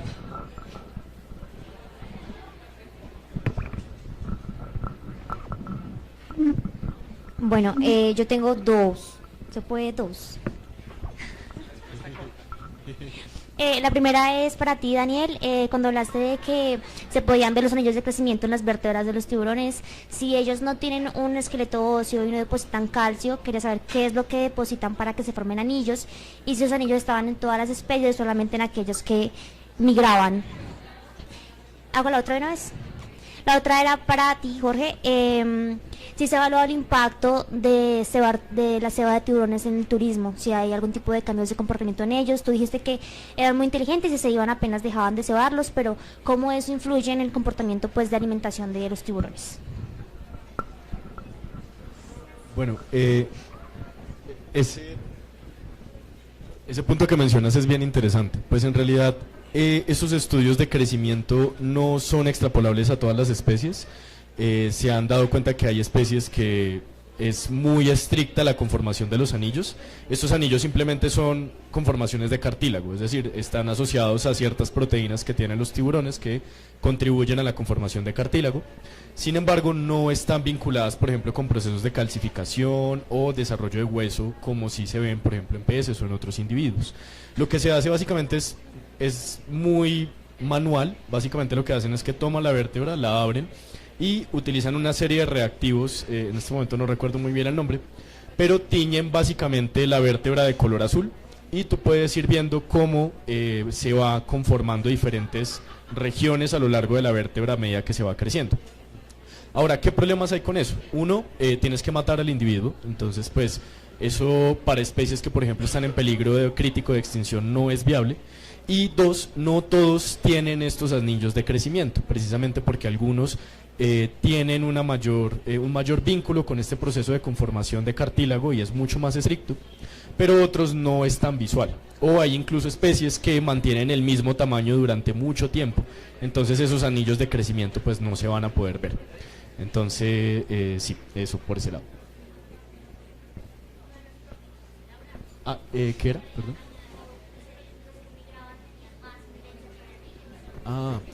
No, es una característica, sí, digamos que depende más que todo de la especie, tienes que mirar, ya se sabe por protocolo que hay algunas especies que tienen esa característica más intrínseca y hay otras que no tanto.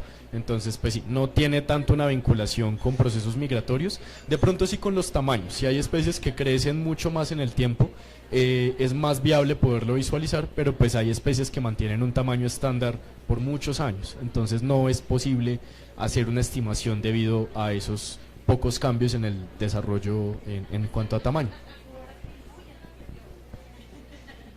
Yo diría que con lo que hace referencia al turismo con tiburones, eso es una actividad que ha comenzado a tomar cada vez más fuerza, no lleva mucho tiempo en realidad, pero en el tiempo que se lleva, lo primero que te tienes que imaginar es que no siempre llegan los mismos. O sea, los tiburones no es que dependan solamente de ese alimento, ellos se mueven, ocasionalmente si están por ahí recuerdan que pueden volver a ese sitio, llegan ahí y lo hacen sin ningún problema, se alimentan.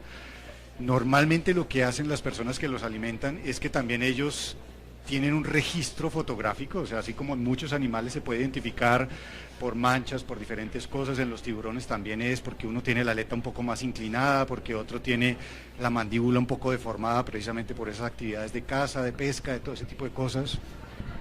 Entonces ellos van llevando un registro de a cuáles han alimentado y a cuáles no han alimentado. Y de esa forma tratan como de tener un control de que no siempre estén alimentando a los mismos y que los obliguen a hacer sus actividades normales por fuera de la zona de alimentación. Entonces, yo no te puedo decir datos exactos, yo lo que vi en ese sitio donde yo estaba buceando es que hay investigadores franceses que están tratando de registrar eso precisamente y de darse una idea perfectamente de qué es lo que está pasando. Pero solo para rematar te voy a decir una cosa, ellos comenzaron en el 2015 y en el 2020 se nos vino la pandemia, cerraron el sitio donde yo estaba yendo, los turistas no volvieron, los tiburones se fueron y en cuestión de 4 semanas, cuando volvieron a comenzar a llevar turistas, los tiburones comenzaron a volver. ¿Sí? O sea, rápidamente ellos recuerdan que hay actividades, que si ellos ven que salen burbujitas, ahí está pasando algo. Y claramente comenzaron a volver, no todos al tiempo, sino de a poquitos, porque los otros ya se habían ido a hacer sus actividades común y corriente en el resto del sitio. Entonces los datos seguramente van a salir dentro de muy pocos años y van a demostrar que verdaderamente los tiburones no solo dependen de eso. Y lo segundo es que hay muchas críticas alrededor también de eso. Hay mucha gente que dice que no se debería hacer eso porque los estamos cebando y estamos poniendo en contacto a los humanos con los tiburones. Yo creo que en realidad si uno lo planea muy bien, como en ciertos sitios, y es que los llevan a zonas apartadas, lejos de las costas, los tiburones no van a arriesgarse a hacer ese tipo de cosas, ellos van a seguir en sus actividades común y corriente y normales. Pues por lo menos donde yo he estado es sin jaulas, sí. O sea, Pues yo quisiera agregar algo ahí a lo que menciona Jorge. Este turismo se está volviendo muy famoso ahorita. Jorge menciona un caso, por ejemplo, ¿es en Europa o en dónde fue? esto en Fiji. En Fiji. Acá en Colombia se está haciendo algo parecido. Básicamente lo que hacen es que en San Andrés y en Providencia van a arponear pez león. Entonces arponean los peces leones y se los llevan a los tiburones para alimentarlos. Esto ha hecho que muchos tiburones se acerquen más a zonas costeras, que digamos ha generado que incremente mucho la cantidad de individuos. Y yo creo que tiene algo más que ver con manejo, porque sí se han incrementado los ataques de tiburones tanto en San Andrés como en Providencia. Entonces yo sí siento que es un tema que hay que coger con pinzas, en el sentido de que si tú no tienes la información suficiente de cómo se está sosteniendo esa práctica, puede que estés contribuyendo a que se formen más ataques de tiburón, por ejemplo en el caso de San Andrés y Providencia. Si es una práctica más regulada, que está bien soportada, que tiene por ejemplo todas las regulaciones que menciona Jorge, creo que sería un poco más viable. Pero por ejemplo, no sé, en Colombia, si ven que, no sé si se van a San Andrés, si se van a Providencia o algo así, y ven ese tipo de procedimientos, pues sí tengan como cuidado, porque no creo que tengan las mismas garantías que Fiji o algo así. Entonces sí, yo lo tomaría mucho con pinzas, dependiendo de dónde quieran ir a bucear y demás. Sí, yo por ejemplo de los sitios donde más tiburones vi sin pagar es en Providencia. Verdaderamente uno no necesita pagarle a nadie para ver tiburones.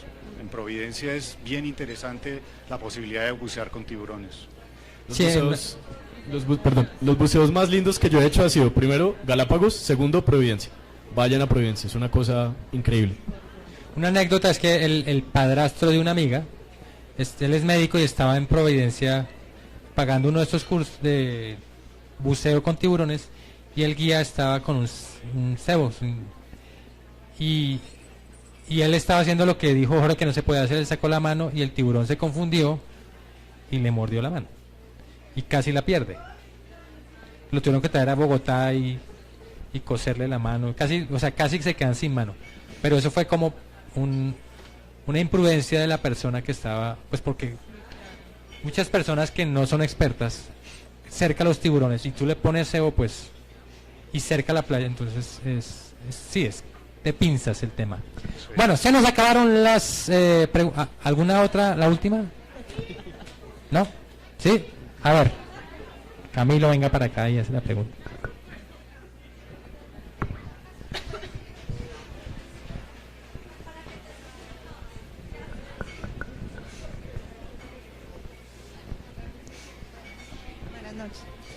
En alguna ocasión leí que habían encontrado un tiburón con cáncer. No ampliaban con cáncer. No habían ampliado, pues no, la información era muy corta. Primero, no sé si era una información real. Segundo, si es real, qué investigaciones se tienen al respecto y si eso tiene alguna correlación con el daño ambiental que ha hecho el hombre. No tengo ni idea, o sea, yo no voy a opinar ahí. Pues no sé, tocaría mirar de pronto la noticia, porque una de las características más interesantes de los tiburones es que su sistema inmunológico es de los más increíbles dentro de los animales. Entonces a los tiburones, primero pues son extremadamente longevos, no se enferman, no les da cáncer, idealmente. Pero sí, tocaría revisar ahí qué fue lo que pasó, porque incluso hay estudios enfocada solamente, netamente al sistema inmunológico de los tiburones, y hay mucho todavía que aprender. Se ha tratado de hacer algo de bioprospección, como llevar esas características que tienen algunas de las células de estos tiburones a alguna aplicación médica o algo así, pero sí, sería interesante buscarlo, porque es curioso. Sí, solamente porque ese es uno de los temas que más me gustan de los tiburones. Precisamente porque existen hace 400 millones de años, una diría, ok, en comparación los seres humanos y los tiburones, nosotros llevamos muy poquito tiempo y sin embargo tenemos un sistema inmune que, mejor dicho, es supremamente estruendoso y es supremamente derivado y es muy específico y demás. Entonces tenemos todo un sistema inmune celular que son, valga la redundancia, las células que atacan indistintamente, y tenemos, bueno, todas esas células que a una le muestran cuando le hacen conteo, digamos, inmunológico. Pero también cuando nos da gripa o cuando se mete un gusano, cuando, bueno, todos los posibles patógenos que nos pueden dar, tenemos las llamadas defensas, ¿cierto? Entonces son las inmunoglobulinas y tenemos 5 tipos y demás. Pues los tiburones, como han estado tanto tiempo en el mundo, ya se dieron cuenta que necesitan simplemente un sistema inmune supremamente simplificado, que, claro, en comparación con el de los seres humanos, nosotros quedamos como, entonces nosotros ¿para qué evolucionamos semejante sistema inmune humoral, que es el basado en inmunoglobulinas, si los tiburones simplemente con su sistema inmune celular, porque ellos solo tienen células que básicamente cada vez que entra algo foráneo o algo novedoso al cuerpo que ellos identifican como una posible amenaza, lo atacan y se acaba?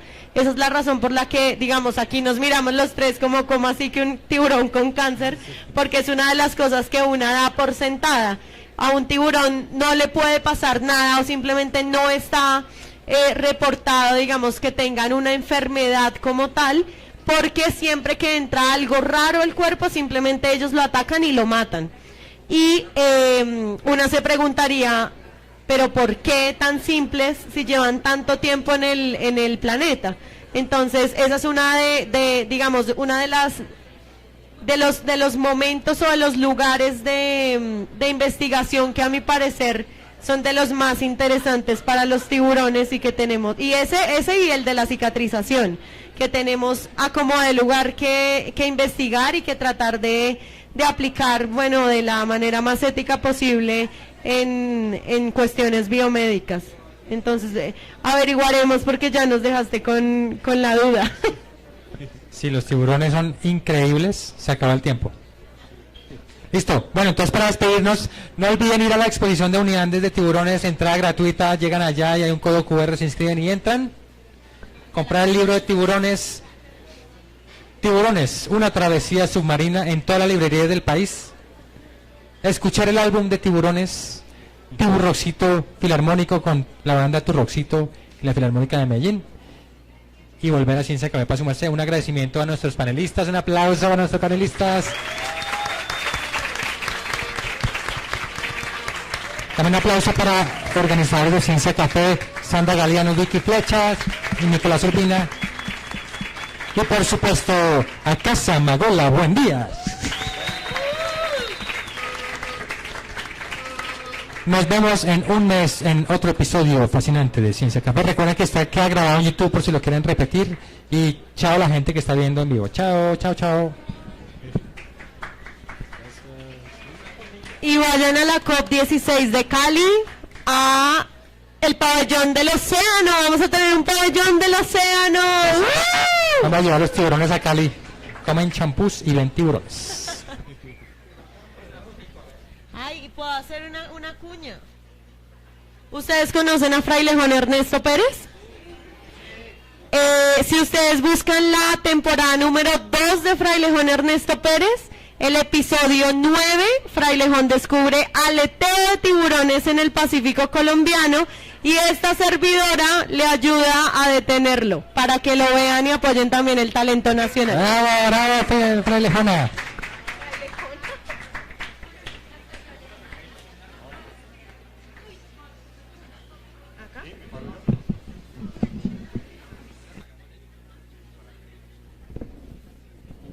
Para que no escuchen los planes macabros de la COP.